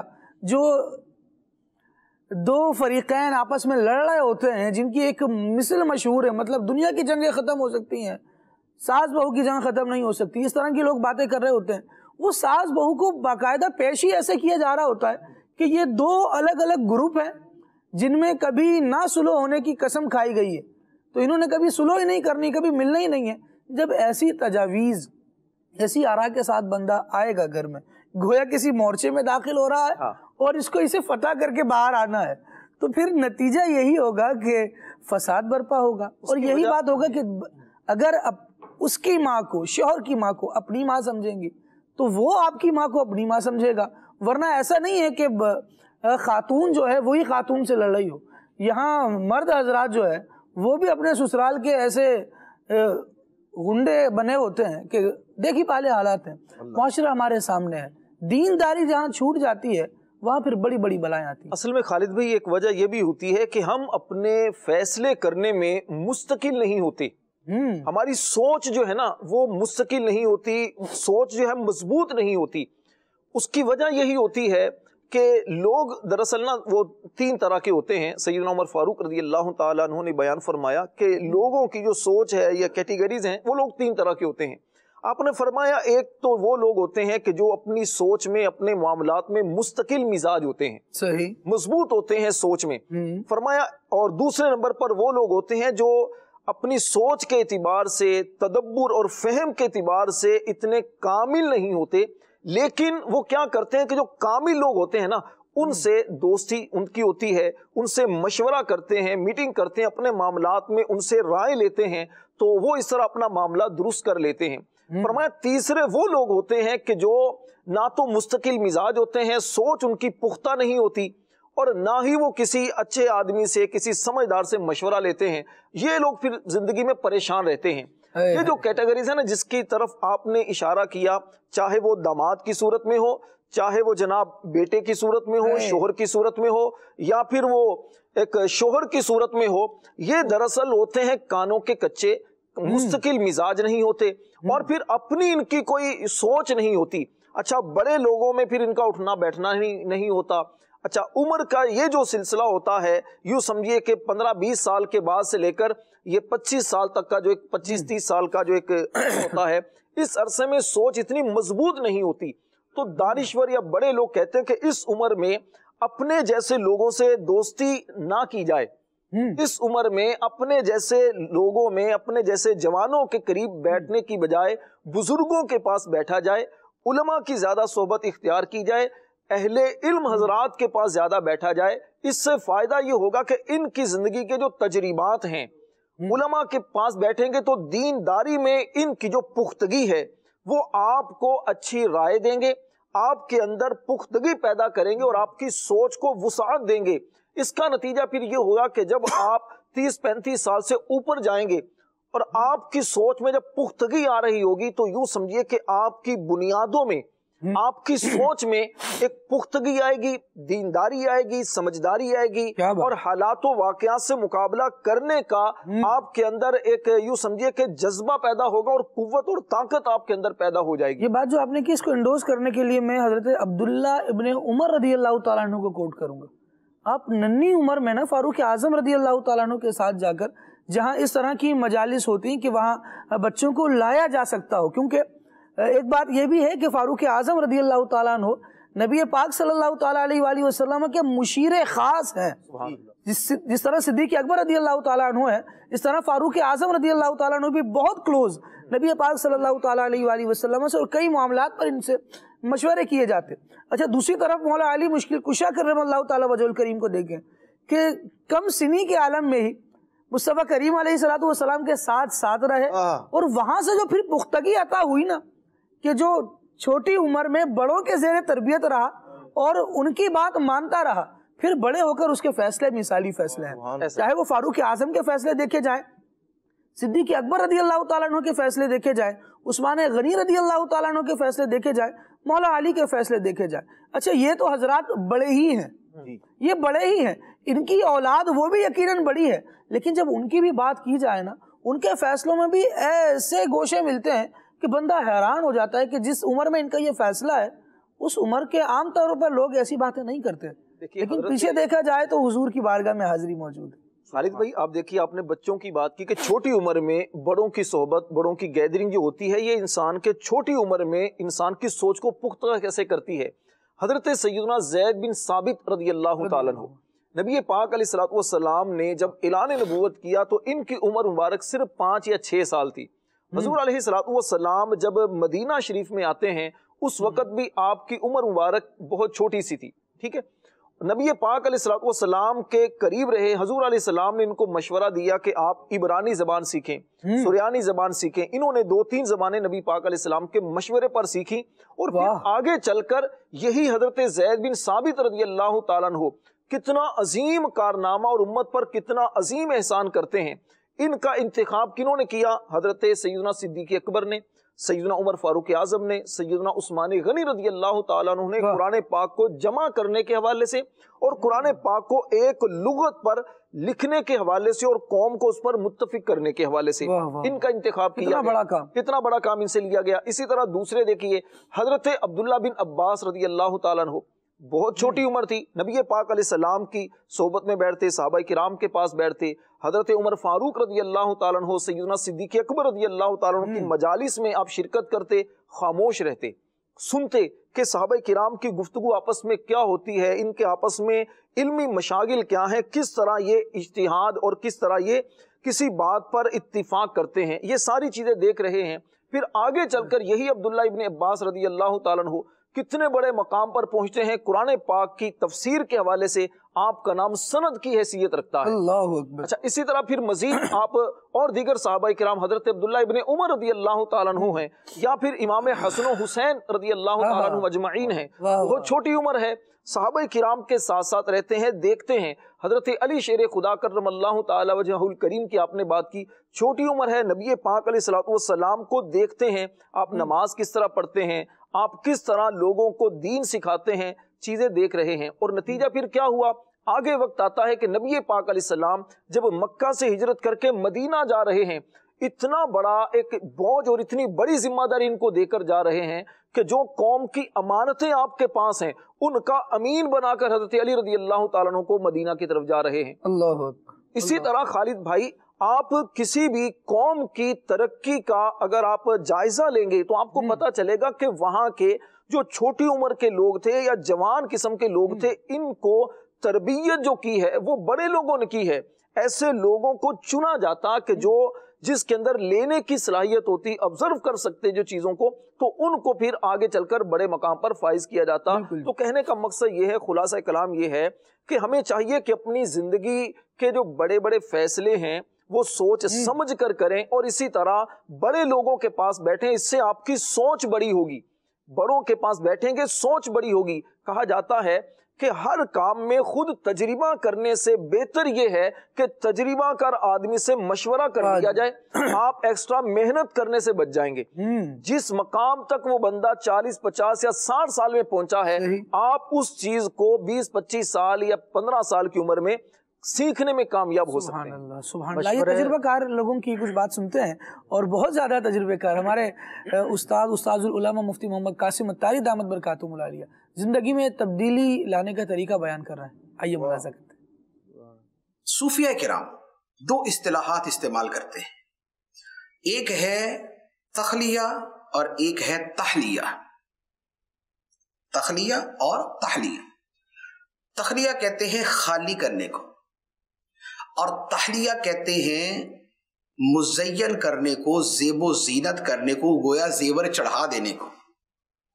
اور ان کی مراد یہ ہوتی ہے کہ ہم اپنی ذات کا تخلیہ اور تحلیہ کریں. تخلیہ کریں، خالی کریں، یعنی ہم اپنی ذات کو ہر بری صفت سے خالی کر دیں. حسد ہے، تکبر ہے، بغض ہے، کینہ ہے، عداوت ہے، نفرت ہے، غصہ ہے، دنیا کی محبت ہے، دوسروں کا برا چاہنا ہے، یہ جتنی بری صفات ہے، بے صبری ہے، ناشکری ہے، یہ سب بری صفات ہیں. ان سے اپنے آپ کو خالی کر دیں، ان چیزوں کو خود سے دور کر دیں. اسے کہا جاتا ہے تخلیہ رذائل. تخلیہ رذائل. رذائل جمع رذیلہ کی، رذیلہ کا مطلب ہے بری خصلت، اور تخلیہ کا مطلب خالی کرنا. اور اسے اگر قرآن کی اصطلاح میں لیں تو یہ لفظ بنتا ہے تزکیہ. تزکیہ تو نفس، جو نبی پاک علیہ السلام کے اوصاف میں بیان ہوا کہ یہ نبی لوگوں کا تزکیہ کرتے ہیں، یعنی انہیں پاک صاف کرتے ہیں. کس سے؟ بری عادتوں سے، بری خصلتوں سے، برے عقیدوں سے. تو یہ ہے تخلیہ. اس کا دوسرا پہلو بنتا ہے تحلیہ. تحلیہ کا مطلب ہے مزین کرنا، زیور چڑھانا. وہ کیا ہے؟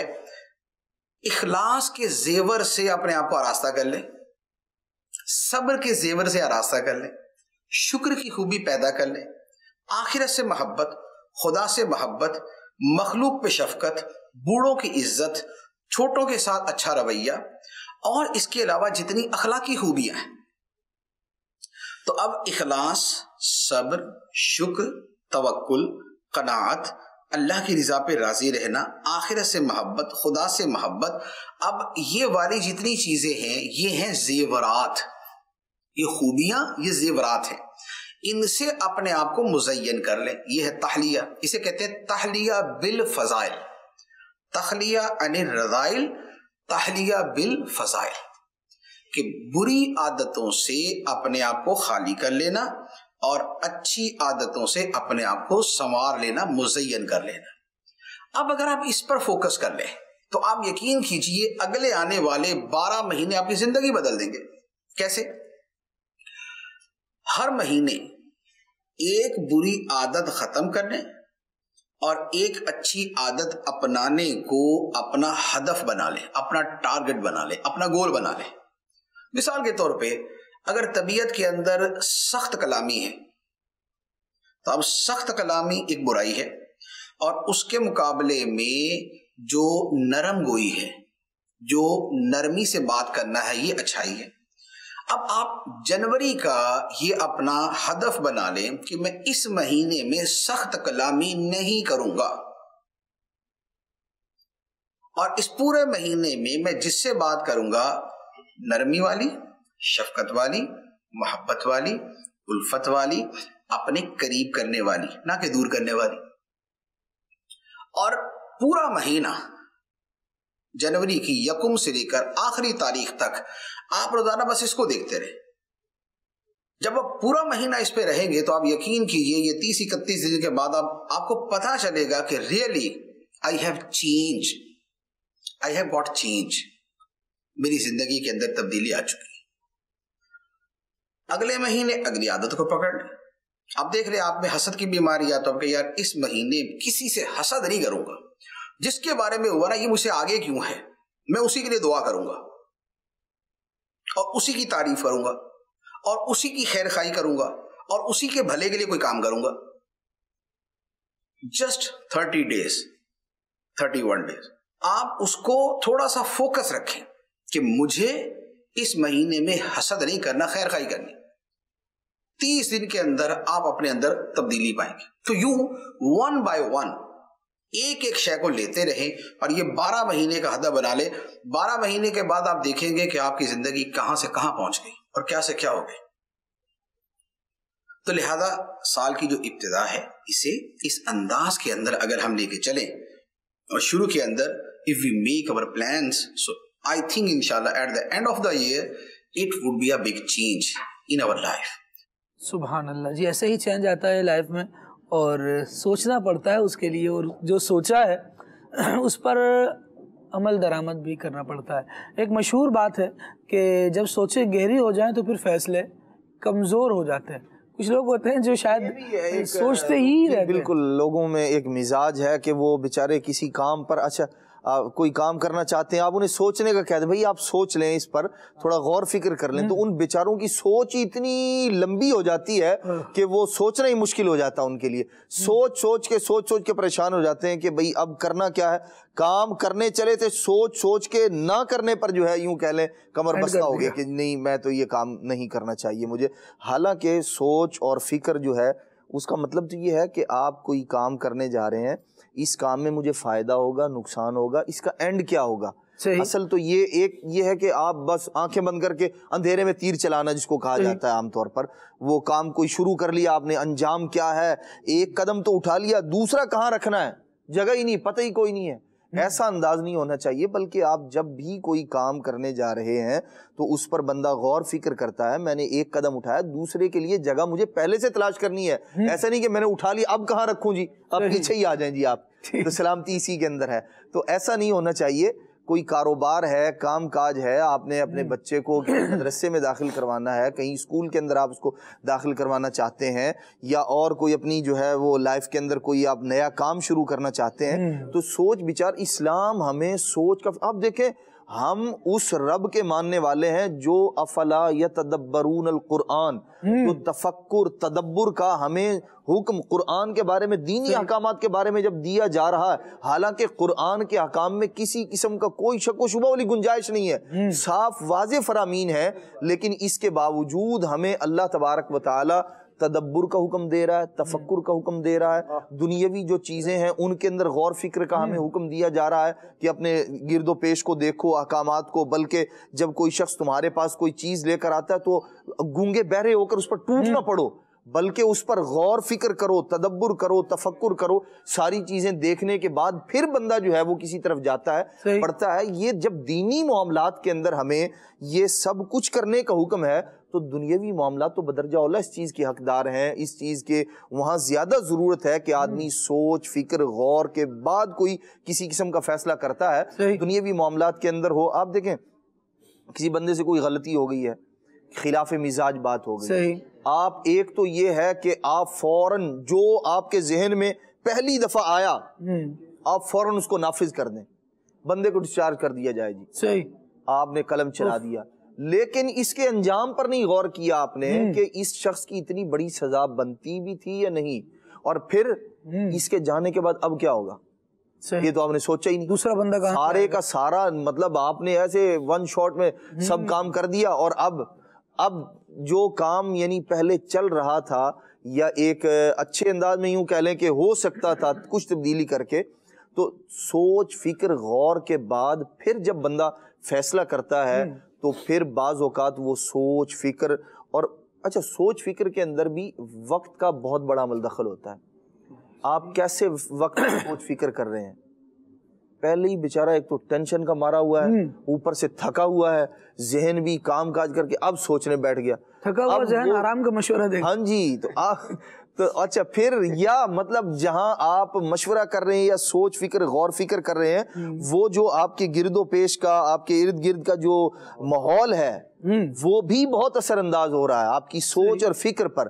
جب آپ کسی اچھے ماحول کے اندر بیٹھ کر دیکھیں، جتنا بڑا آپ کا مقصد ہے نا، جو کام آپ کرنا چاہ رہے ہیں، تو اس کے لیے سوچ فکر بھی پھر ویسی ہی پیدا کیجئے، ورنہ ہوگا کیا کہ پھر بنانی جو ہے وہ آپ نے بلڈنگ ہے بہت بڑی، اور سوچ اور فکر جو ہے نا وہ آپ کی چھوٹے سے مطلب جو ہے نا وہ ایک جھونپڑی والی ہے، تو پھر کامیاب نہیں ہو پائیں گے آپ اس کے اندر۔ اللہ تبارک و تعالی ہمارے مقاصد کو پورا بھی فرمائے، اور اس کے لیے جو بہترین طریقہ ہے اس کو اختیار کرنے کی بھی توفیق نصیب فرمائے، اور بہترین طریقہ پتہ چلے گا سوچ وچار سے، سوچ سمجھنے سے۔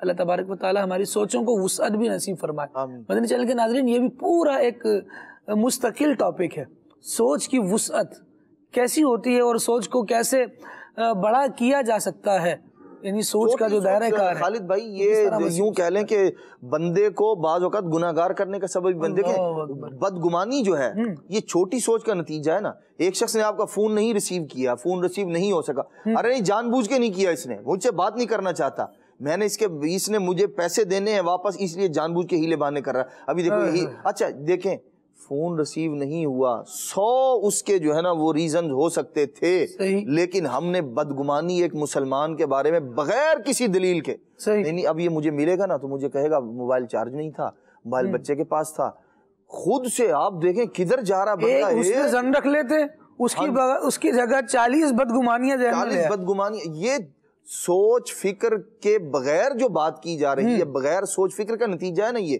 اسی طرح اور بہت ساری چیزیں ہیں ہمارے معاشرے کے اندر جو رائج ہیں، جو ہم بغیر سوچ فکر کے بس فوراً بول دیا اور پھر بولتے ہی چلے جاتے ہیں بعض اوقات، اور یوں جو ہے وہ دنیاوی اعتبار سے اپنی عزت کو بھی کم کر رہے ہوتے ہیں اور اخروی اعتبار سے بندہ گناہگار بھی ہوتا ہے۔ سوچ سمجھ کا سب سے بڑا جو فائدہ ہے نا، میں جو سمجھا ہوں، جس نتیجے میں پہنچا ہوں، دنیا کے معاملے میں، دنیا کے کاموں میں سوچ سمجھ کر کام کرنا، سوچ سمجھ کر اپنے قدم اٹھانا، اس کا ایک بڑا فائدہ جو مجھے نظر آیا وہ یہ ہے کہ بندہ کبھی شرمندہ نہیں ہوتا، اور آخرت کے معاملے میں سوچ سمجھ کر زندگی گزارنے والا قیامت کے دن شرمندہ نہیں ہوگا۔ سبحان اللہ۔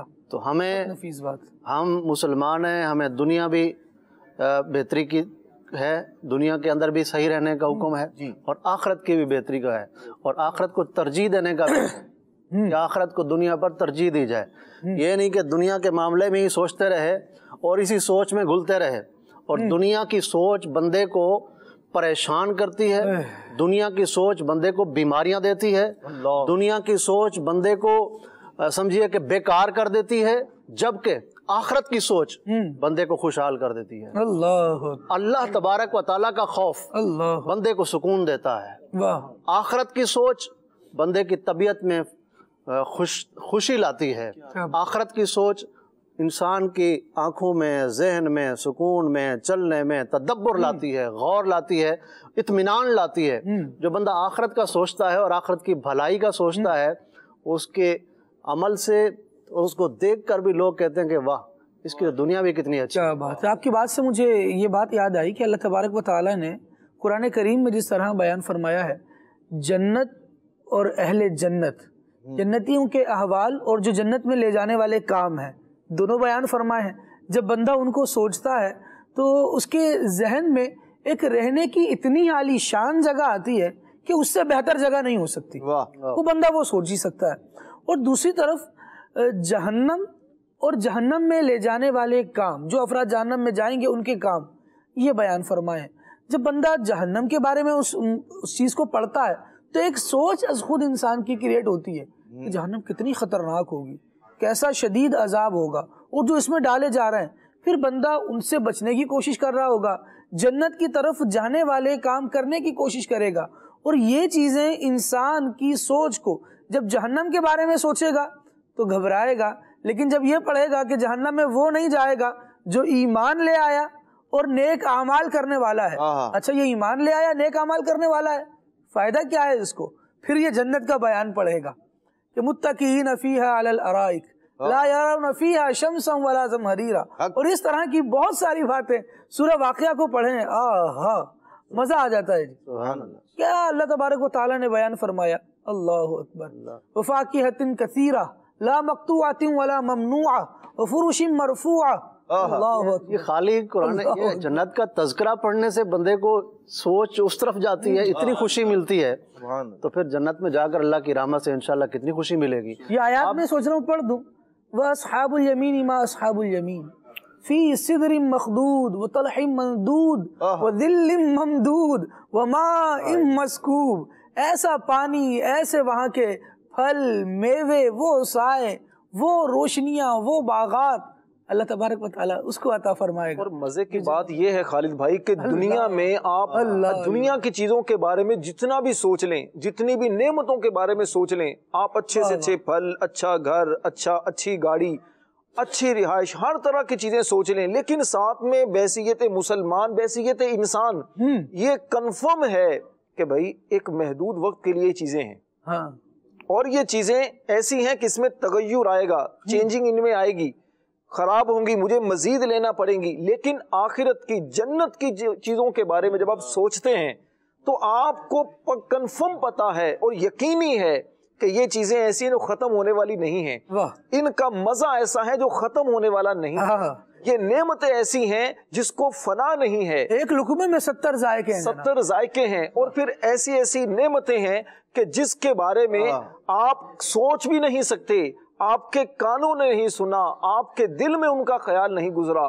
तो ये बड़ी खूबसूरत बात हमारे आबिद भाई ने की कि जब आप आखिरत के बारे में सोचते हैं तो आखिरत की सोच आप में निशात पैदा करती है, ताजगी पैदा करती है, आगे बढ़ने का जज्बा पैदा करती है, कुछ करने का जज्बा पैदा करती है, और आपको अल्लाह तबारक व तआला की ज़ात पर कामिल यकीन, एतिमाद होता है कि जिस खालिक मालिक ने ऐसी खूबसूरत जन्नत को तख्लीक किया है, वो खालिक रब्बुल आलमीन हमें जब उसमें दाखिल फरमाएगा, जो नेमतें अल्लाह पाक ने हमारे लिए तैयार की हैं, उन नेमतों की फिर शान क्या है। खालिद भाई, दुनिया का सफर बंदा करता है तो सफर भी सोच समझ के करना चाहिए।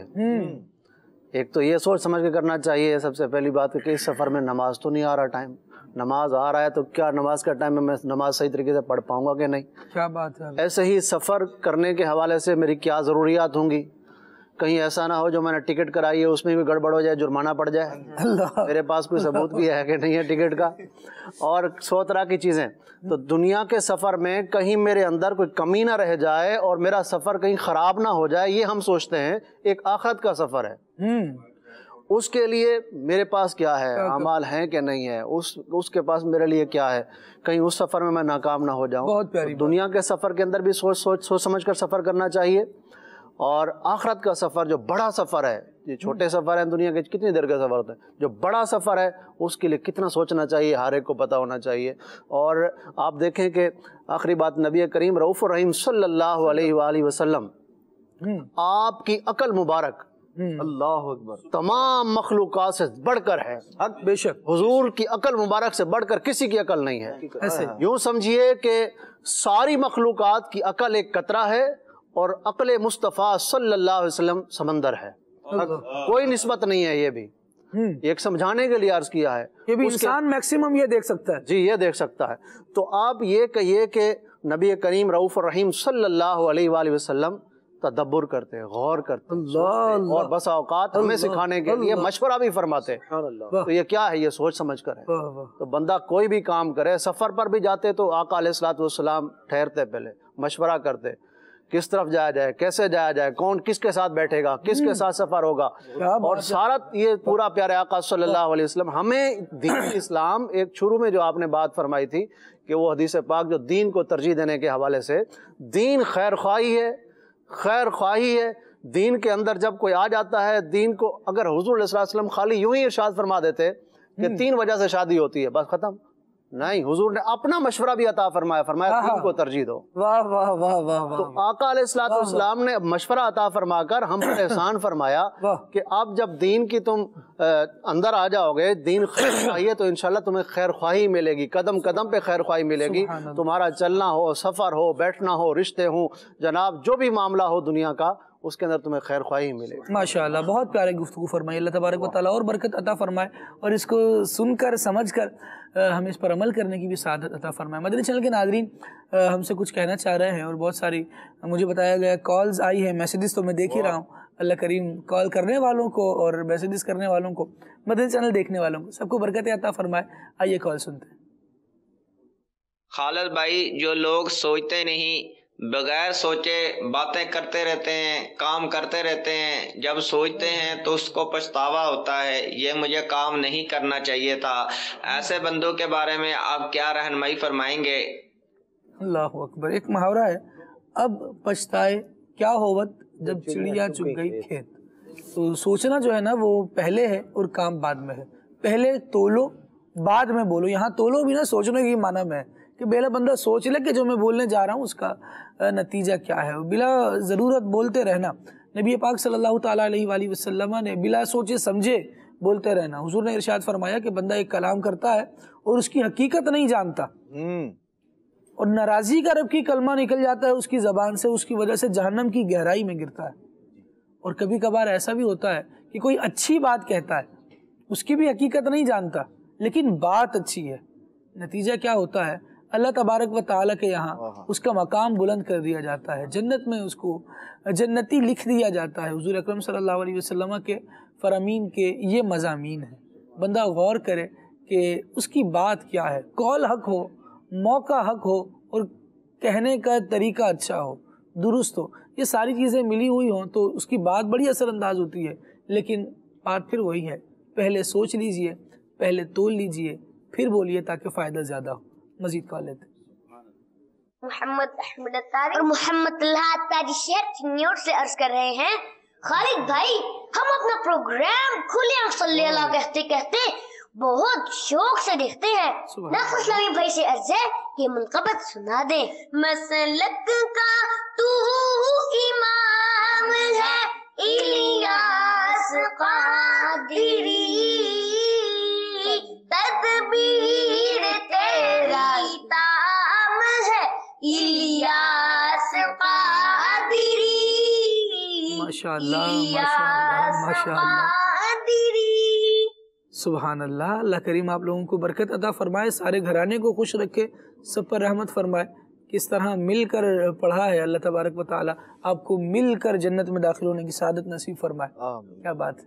یوں کبھی تھوڑا کوئی آگے رہ جاتا ہے، کوئی پیچھے ہو جاتا ہے، جو آگے جا رہا ہے وہ ہاتھ پکڑ کے پیچھے والے کو لے جائے جنت. اللہ کریم برکت دے. مزید کال لیتے. میں سجاد علی بات کر رہا ہوں لڑکانہ سے، اور ماشاءاللہ بہت ہی پیارا سلسلہ کھلے آنکھ صلی اللہ کہتے کہتے اپنی بہاریں لٹا رہا ہے، اور آج موضوع بھی بہت ہی پیارا ہے. سوچ سمجھ کر نعت خوان بھائی سے ہماری یہ گزارش ہے کہ یہ والا کلام سنا دیں. کب گناہوں سے کنارہ میں کروں گا یا رب، نیک کب ہے میرے اللہ بنوں گا یا رب. ماشاءاللہ جی، آپ نے کلام سنایا، اللہ کریم آپ کو برکت دے، اور اس مناجات میں آگے جو کی گئی ہیں دعائیں رب العالمین وہ بھی ہمارے حق میں قبول فرمائے. واہ. مزید کر لیتے ہیں. نعت خان اسلامی بھائی سے عرض ہے کہ یہ کلام سنا دیجیے. حضور ایسا کوئی انتظام ہو جائے، سلام کے لیے حاضر غلام ہو جائے. سبحان اللہ. مزید کر لیتے ہیں.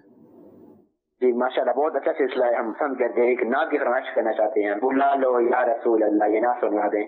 سبحان اللہ سبحان اللہ. مجھے در پہ پھر بلانا، قربان بھائی نے چشمہ بیراج سے اس کی فرمائش کی ہے، اور آپ سدا خوش رہیں. جزاک اللہ. اللہ کریم آپ کو بھی خوشیاں عطا فرمائے. عبدالحبیب بھائی کو کھلے آنکھ صلی اللہ کہتے کہتے میں بلا لیں انشاءاللہ جی. ضرور ہر وقت حضور کی دعوت ہے، جب چاہیں کرم فرمائیں، اور بالخصوص رابطہ کر کے بھی انشاءاللہ سلمان بھائی کے ذریعے سے یہ کوشش کی جائے گی. اچھا جی، کملی والے محمد یہ کلام سنا دیں. سبحان اللہ. اور شاہ زیب بھائی شب معراج کے حوالے سے کلام سنا دیں. واہ جی واہ، کیا بات ہے. اچھا جی، یہ نعت سنا دیں. مسکرانا میرے حضور کا ہے، سنتے ہیں کہ محشر میں صرف ان کی رسائی ہے. اس کلام کی بھی فرمائش ہے. اچھا جی، اور ٹاپک آج کا بہت اچھا ہے. جزاک اللہ. اللہ کریم آپ کو برکت دے جی. اور ان کی فرمائش ہے شالا وسدہ روے تیرا سونا حرم، سونا حرم. ٹھیک ہے جی. سوال بھی آیا ہوا ہے، انشاءاللہ اس کو بھی لیتے ہیں.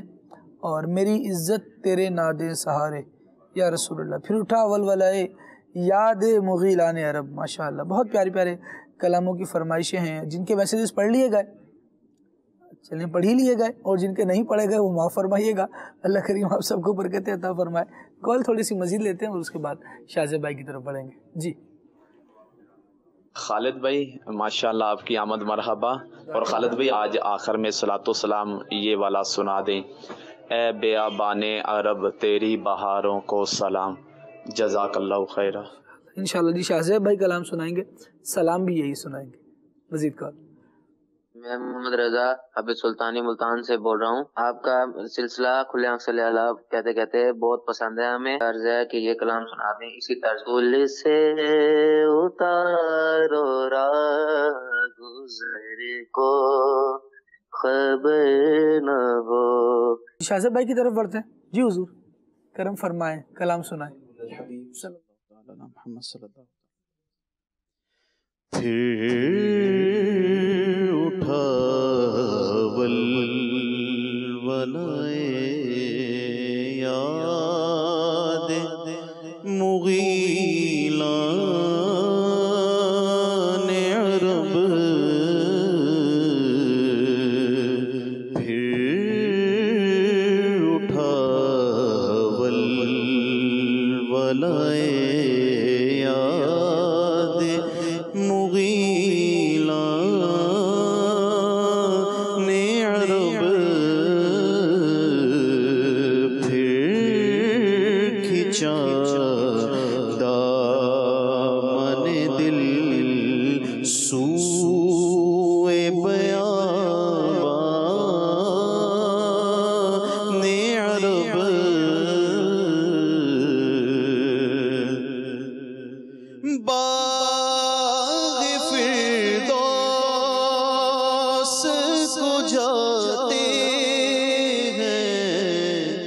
ہزاران عرب باغ فردوس کو جاتے ہیں ہزاران عرب ہائے صحرائے عرب ہائے بیابان عرب ہائے صحرائے عرب ہائے بیابان عرب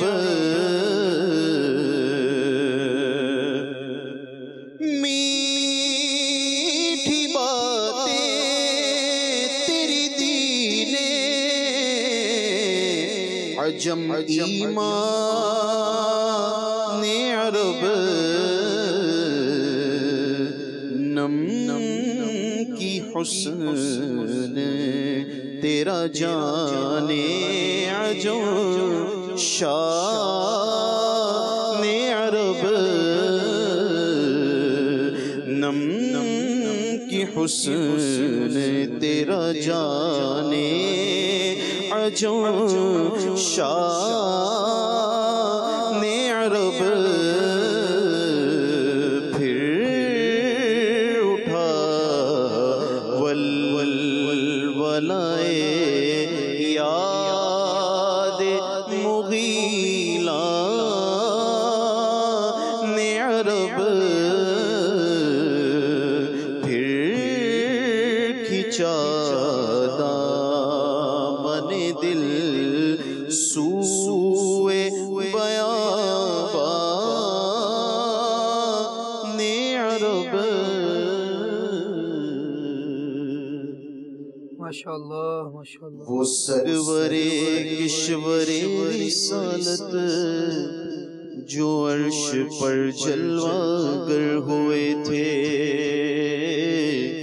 وہ سرور کشور رسالت جو عرش پر جلوہ گر ہوئے تھے، نئے نرالے طرب کے سامان عرب کے مہمان کے لیے تھے. بہار ہے شادیاں مبارک، چمن کو آبادیاں مبارک، ملک فلک اپنی لے میں یہ گھرانا دل کا بولتے تھے.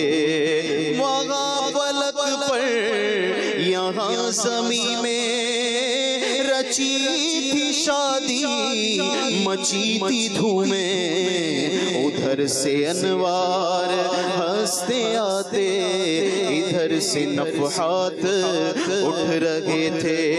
یہ چوٹ پڑتی تھی ان کے رخ کی کہ عرش تک چاند نیتی چھٹکی. وہ رات کیا جگ مگا رہی تھی، جگہ جگہ نسب آئی تھے.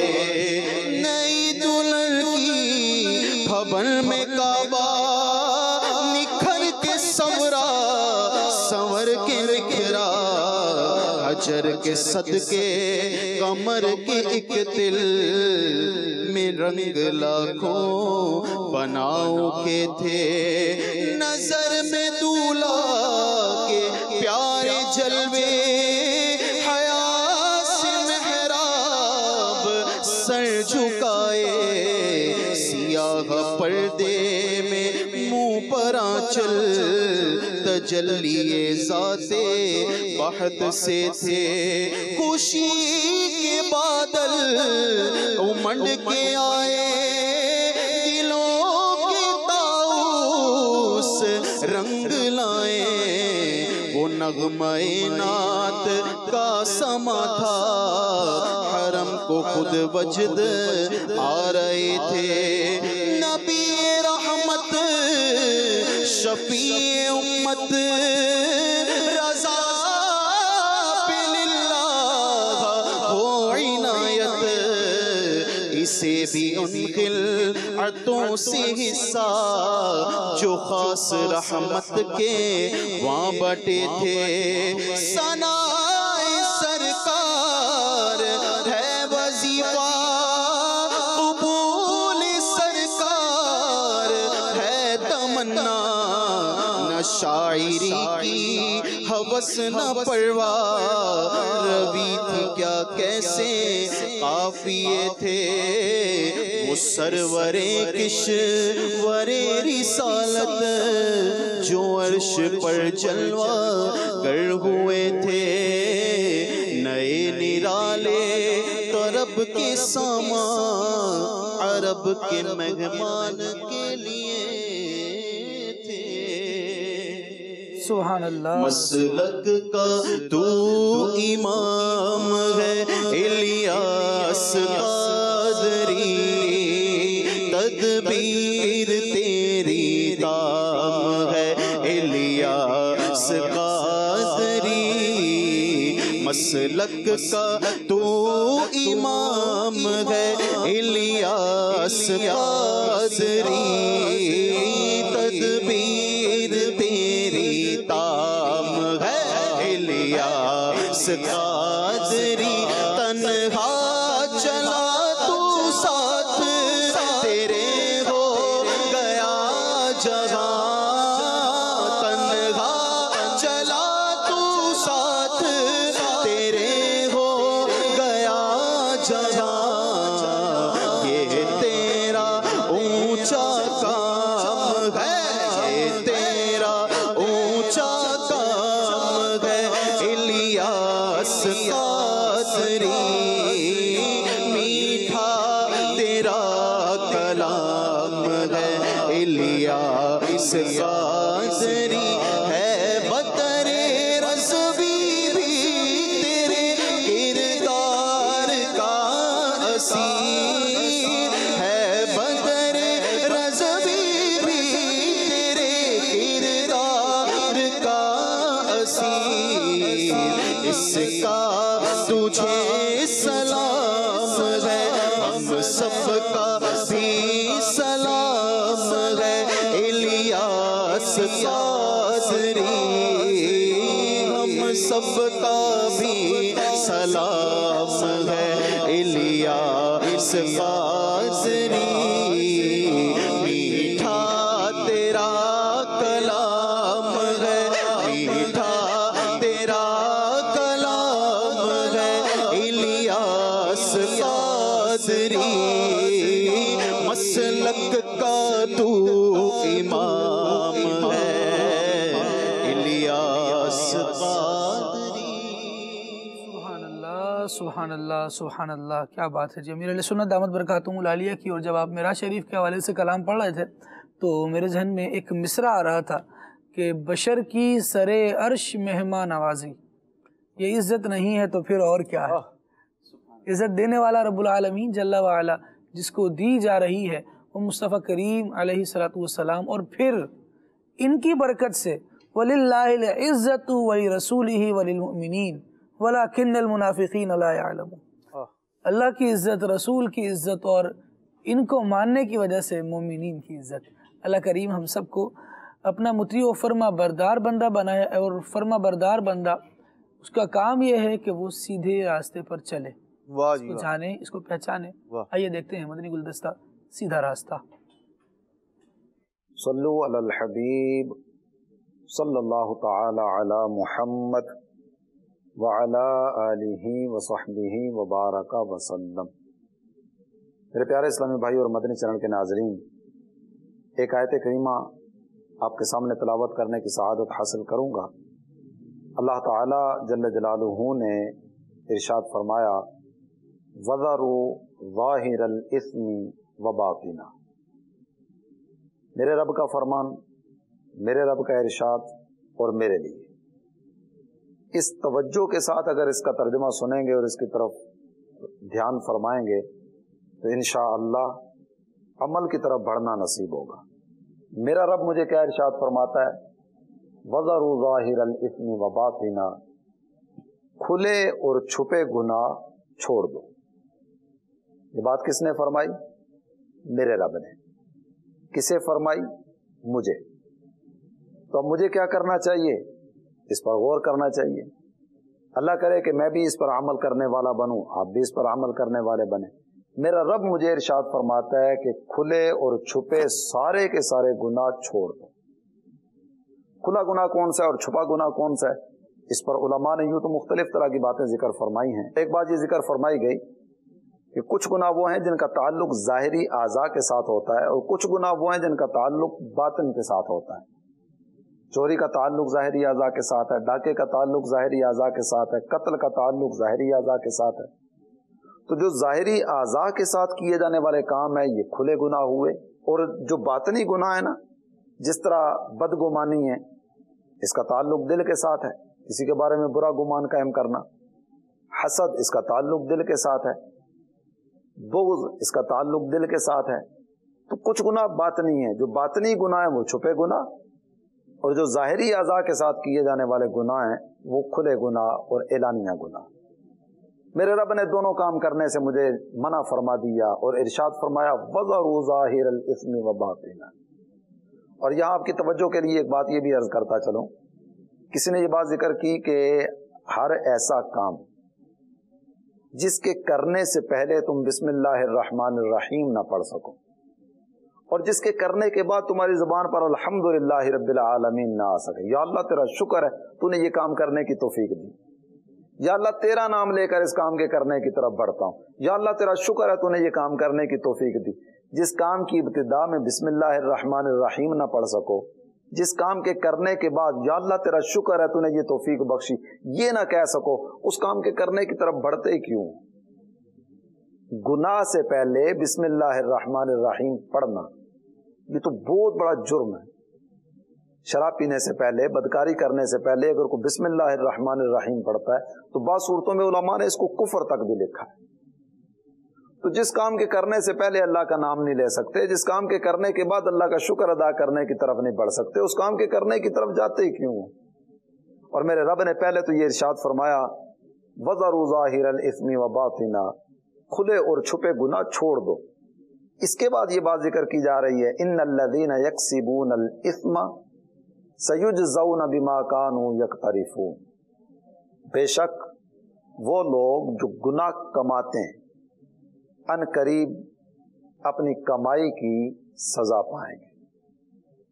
گناہ کرنے والا، نافرمانی کرنے والا، فسق و فجور کی طرف قدم بڑھانے والا، اپنے رب کو ناراض کرنے والے کام کرنے والا، یہ اپنے گناہ کا انجام دیکھے گا۔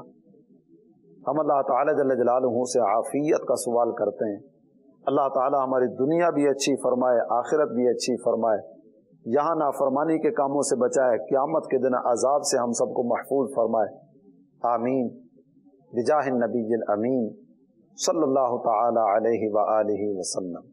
صلو علی الحبیب صلی اللہ تعالی علی محمد وعلی آلہ وصحبہ وبارک وسلم۔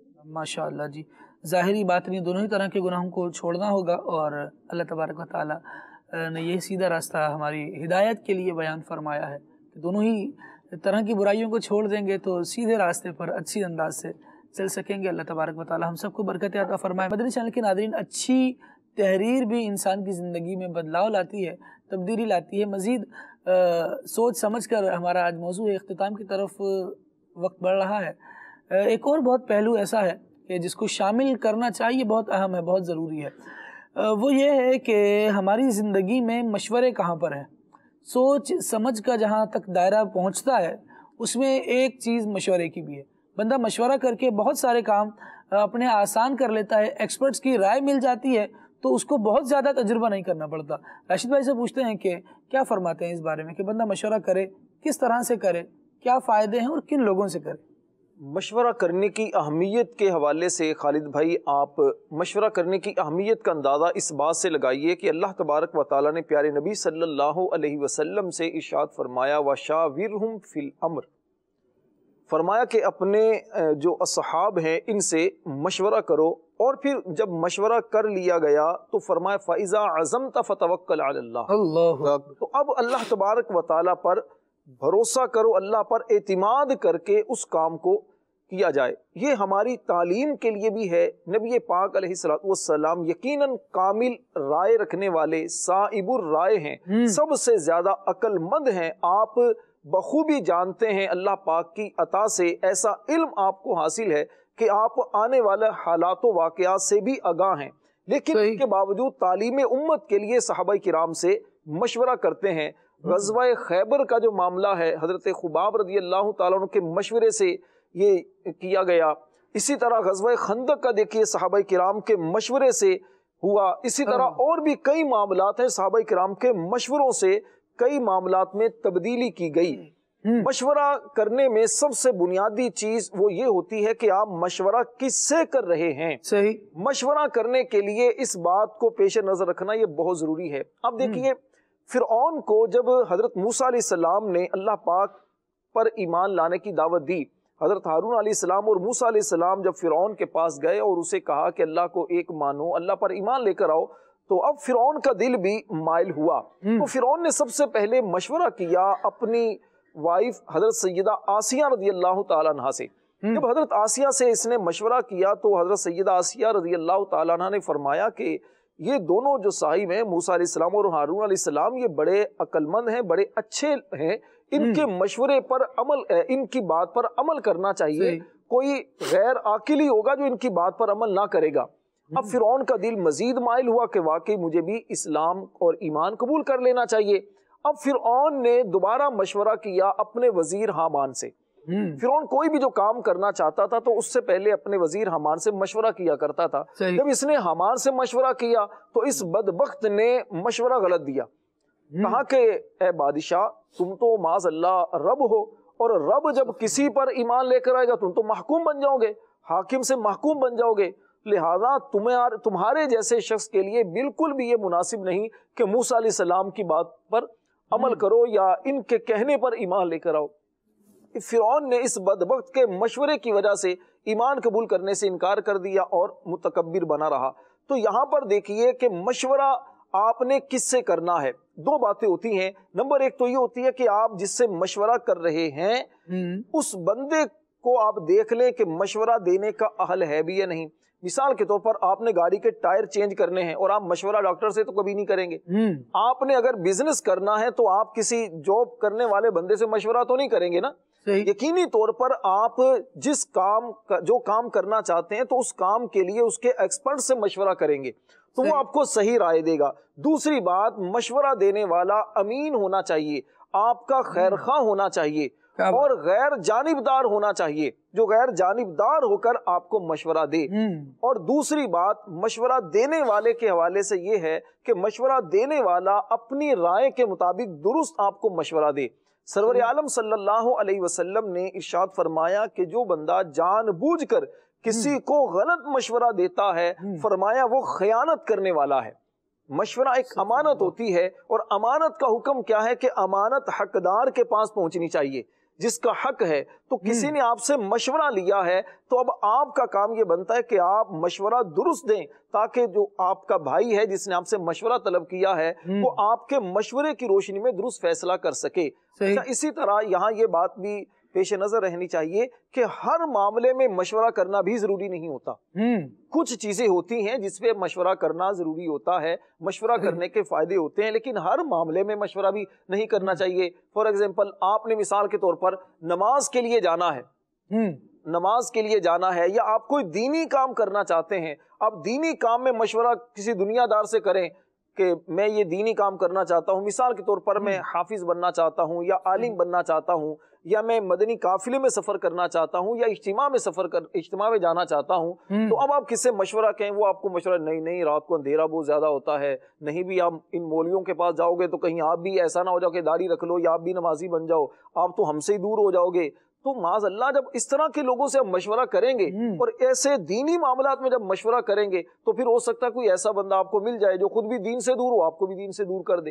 تو سوچ سمجھ کر آپ نے مشورہ کرنا ہے، اور کس سے مشورہ کرنا ہے اس کا بھی سوچ سمجھ کر آپ نے انتخاب کرنا ہے۔ کیا بات ہے، بہت پیاری بات کہی۔ اور ساتھ ایک بات اور عرض کروں کہ بن مانگے مشورہ دینا بھی نہیں ہے، جو بن مانگے مشورہ دیا جاتا ہے وہ بھی اپنی وقعت کھو دیتا ہے، اور جس کا مشورہ، یہ بھی یاد رکھنے کی بات ہے کہ مشورہ جس سے لیا جا رہا ہے نا، وہ راشد بھائی نے بھی اس بات کو بیان فرمایا، میں مزید اس کو انڈوز کرتا ہوں کہ جس سے مشورہ لیا جا رہا ہے وہ آپ کا خیر خواہ ہونا چاہیے، وہ آپ کا بھلائی چاہنے والا ہونا چاہیے۔ دنیا جہان میں تو ہمیں یہ فکر ہوتی ہے کہ بہت سارے معاملات میں یہ فکر ہوتی ہے کہ ہمیں وہ مشورہ دے جو بہت زیادہ جناب میرا خیر خواہ ہو اور میری بھلائی کی ہی بات کرے، لیکن کبھی کسی پر غصہ آیا ہو نا تو اس کے بارے میں جو شخص جو مشورہ دے اس کا مشورہ قبول ہوتا ہے۔ پھر جو لڑانے والے افراد ہوتے ہیں نا، وہ کیا کرتے ہیں کہ اس کے خلاف بھڑکانے کا مشورہ دیتے ہیں، بھڑکا دیتے ہیں، اور نتیجہ کیا ہوتا ہے، آپ جا کے انہوں نے بھڑکایا، آپ جا کے بھڑ گئے، نتیجہ یہ ہوا کہ دو بھائیوں میں ہی جنگ شروع ہو گئی، اور مشورہ دینے والا تماشا بھی دیکھ رہا ہے اور خوشی کا اظہار بھی کر رہا ہے۔ تو ایسے افراد سے مشورہ کیا جائے جو دین دار ہوں اور امانت دار ہوں۔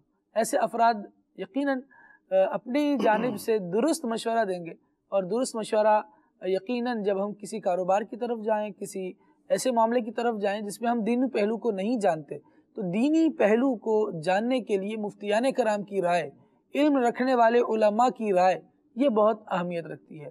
الحمدللہ مبلغین اور مفتیان کرام وقتاً فوقتاً ہماری رہنمائی فرماتے ہیں اور مختلف امور پر علم شریعت اور احکام شریعت ہمیں بتا رہے ہوتے ہیں۔ مفتی محمد قاسم عطاری دامت برکاتہم العالیہ کا بہت سارے سلسلے ہیں، تفسیر قرآن، آپ نے مکمل قرآن پاک کی تفسیر ریکارڈ کروائی ہوئی ہے، وہ ہم کس طرح دیکھ سکتے ہیں، کیسے ہم تک پہنچ سکتی ہے، اور ان کی باتوں سے ہم کس طرح اپنے معاملات میں رہنمائی حاصل کر سکتے ہیں۔ ایک چھوٹا سا پرومو ہے ہمارے پاس، آئیے اس کو دیکھیے اور دیکھیں گے کیا سیکھنے کو ملتا ہے۔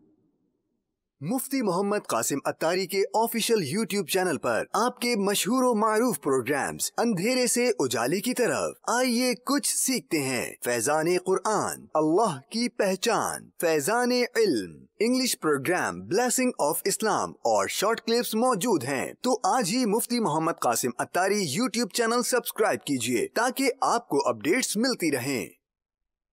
سبحان اللہ، یقیناً جی، چینلز اگر سبسکرائب کیے ہوں گے یوں مفتیان کرام کے، تو جو کرنٹ ایشوز پر بسا اوقات رہنمائی ہمیں مل رہی ہوتی ہے کہ یہ مسئلہ آج کل چھڑا ہوا ہے، مفتی صاحب وقتاً فوقتاً اپنے آفیشیل پیج سے لائیو بھی کر رہے ہوتے ہیں، جس میں آپ کے سوالات کے جوابات بھی دے رہے ہوتے ہیں۔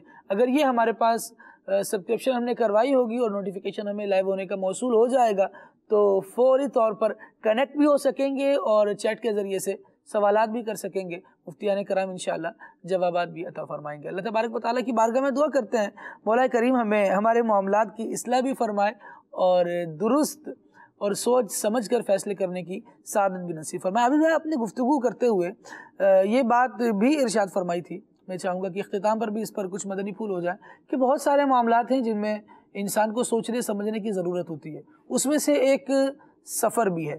سفر اگر ہم یہ سمجھیں کہ آخرت کا ہے تو کیا سوچے بندہ، اور ایمان کی فکر کے حوالے سے کچھ اگر گفتگو فرمائیں۔ اتنا سارا وقت بندے کے پاس ہوتا ہے، تھوڑی دیر کے لیے کبھی وقت نکال لے اور خود بیٹھ جائے اور خود اپنے آپ کو مخاطب کرے اور سوچے کہ میں جس طرح زندگی گزار رہا ہوں، آج ہی مجھے موت ابھی آ جائے تو میرا کیا بنے گا، اور میں آخرت کی کس قدر تیاری کر رہا ہوں، میں نیکیوں سے کس قدر جی چرا رہا ہوں۔ اور پھر اس طریقے سے جب وہ سوچے گا اور عمل کی طرف آگے بڑھے گا تو انشاءاللہ تعالیٰ اللہ تبارک و تعالیٰ کی رحمت خاص اس کے ساتھ ہوگی۔ اور اس کے لیے امیر علیہ سنت نے 72 نیک کام، جس کے پہلے نام مدنی نماز، نیک اعمال، یہ عطا فرمایا ہے۔ آخرت کی تیاری کے حوالے سے بڑا بہترین ہے، سوالاً جواباً، ہر ایک کو عمل کرنا چاہیے، خالی دعوت اسلامی والوں کے لیے نہیں ہے، ہر مسلمان کے لیے یہ، سبحان اللہ، اس پر عمل کریں، انشاءاللہ تعالیٰ آخرت کی بہتری کی سوچ بنتی چلی جائے گی۔ اور ایمان کی فکر سب سے بہت اہم اور بنیادی چیز ہے۔ آخرت کی کامیابی کے لیے ایمان بہت اہم ہے، بہت اہم ہے، بہت اہم ہے۔ ایمان ہی سے اللہ تبارک و تعالیٰ کا قرب نصیب ہوتا ہے، اس کی رضا نصیب ہوتی ہے، ایمان ہی سے جنت کا داخلہ ہوگا۔ اللہ تعالیٰ ہمارا ایمان پر خاتمہ نصیب فرمائے۔ دنیا کے معاملے میں ایک چھوٹی سی بات آخری عرض کروں گا کہ خرچ کرنے کے معاملے میں لوگ سوچتے سمجھتے نہیں ہیں۔ جیسے کوئی تنخواہ والا ہوتا ہے یا کاروبار والا ہوتا ہے، کبھی بھی کاروبار کے حالات ڈاؤن ہو سکتے ہیں، وہ تو سمجھ رہا ہوتا ہے کہ اب بہت فراوانی ہے اور خرچ کے اندر وہ بالکل بے دریغ خرچ کرتا چلا جاتا ہے۔ یا تنخواہ والا ہے اور مہینے کے شروع میں وہ اتنا خرچ کر دیتا ہے ہر چیز میں، اور مہینے کے آخر میں جناب وہ کہتا ہے جی اب تو یوں ہو بیٹھا ہوا ہے۔ تو خرچ کے معاملے میں بھی سوچ سمجھ کر خرچ کریں۔ قیامت میں پوچھا جائے گا کہاں سے کمایا، کہاں خرچ کیا۔ تو اس لیے دنیا کے معاملے میں بھی ہمیں دیکھنا چاہیے کہ کہاں میں خرچ کر رہا ہوں، کہیں ایسا نہ ہو قیامت دن مجھے یہ سوال پھنسا دے۔ اس لیے ایک تو دنیا کی پریشانی سے بچنے کے لیے، اور دوسرا آخرت دن اس کا جواب دینا ہوگا، اس کے لیے ہمیں اس کو سوچ سمجھ کر کرنا چاہیے، سوچ سمجھ کر آگے بڑھنا چاہیے۔ عدنان چشتی بھائی سے آج کے سلسلے کی آخری بات۔ خالد بھائی، سوچ اور فکر کا ذہن ہونا چاہیے کہ مجھے جو ہے معاملات کے اندر غور فکر کرنا ہے، سوچ سمجھ کر فیصلے کرنے ہیں۔ تو انشاءاللہ الرحمن جب یہ ذہن بن جائے گا تو پھر بندہ بہت سارے معاملات کے اندر غلطیوں سے بھی بچے گا اور انشاءاللہ الرحمن فائدہ بھی حاصل ہوگا اس کو۔ تو سوچ فکر کا ذہن ہونا چاہیے کہ مجھے کام سوچ سمجھ کر کرنے ہیں۔ بالکل جی، اللہ کریم ہم سب کو سوچ کو وسعت بھی نصیب فرمائے، سوچ صحیح سمت میں کام کرتی رہے۔ اللہ تبارک و تعالی زوال نعمت سے، عافیتوں کے پھر جانے سے ہم سب کو محفوظ فرمائے۔ اختتام پر دعا کر لیتے ہیں۔ سبحانک اللہم و بحمدک، اشہد ان لا الہ الا انت، استغفرک و اتوب الیک۔ صلاۃ والسلام۔ اے بیابان عرب تیری بہاروں کو سلام، تیرے پھولوں کو تیرے پاکیزہ ہاروں کو سلام، تیرے پھولوں کو تیرے پاکیزہ ہاروں کو سلام، جبل نور و جبل طور ان کے غاروں کو سلام، نور برساتے پہاڑوں کی قطاروں کو سلام، نور برساتے بہاروں کی قطاروں کو سلام، حجر اسود باب میزا بو مقام ملتزم، حجر اسود باب میزا بو مقام ملتزم، اور غلاف کعبہ کے رنگی نظاروں کو سلام، اور غلاف کعبہ کے رنگی نظاروں کو سلام، غسل کعبہ کا بھی منظر کس قدر پر کیف ہے، جھوم کر کہتا ہے عطار ان نظاروں کو سلام، جھوم کر کہتا ہے عطار ان نظاروں کو سلام، اے بیابان عرب تیری بہاروں کو سلام، پھولوں سی مسکراتی صبح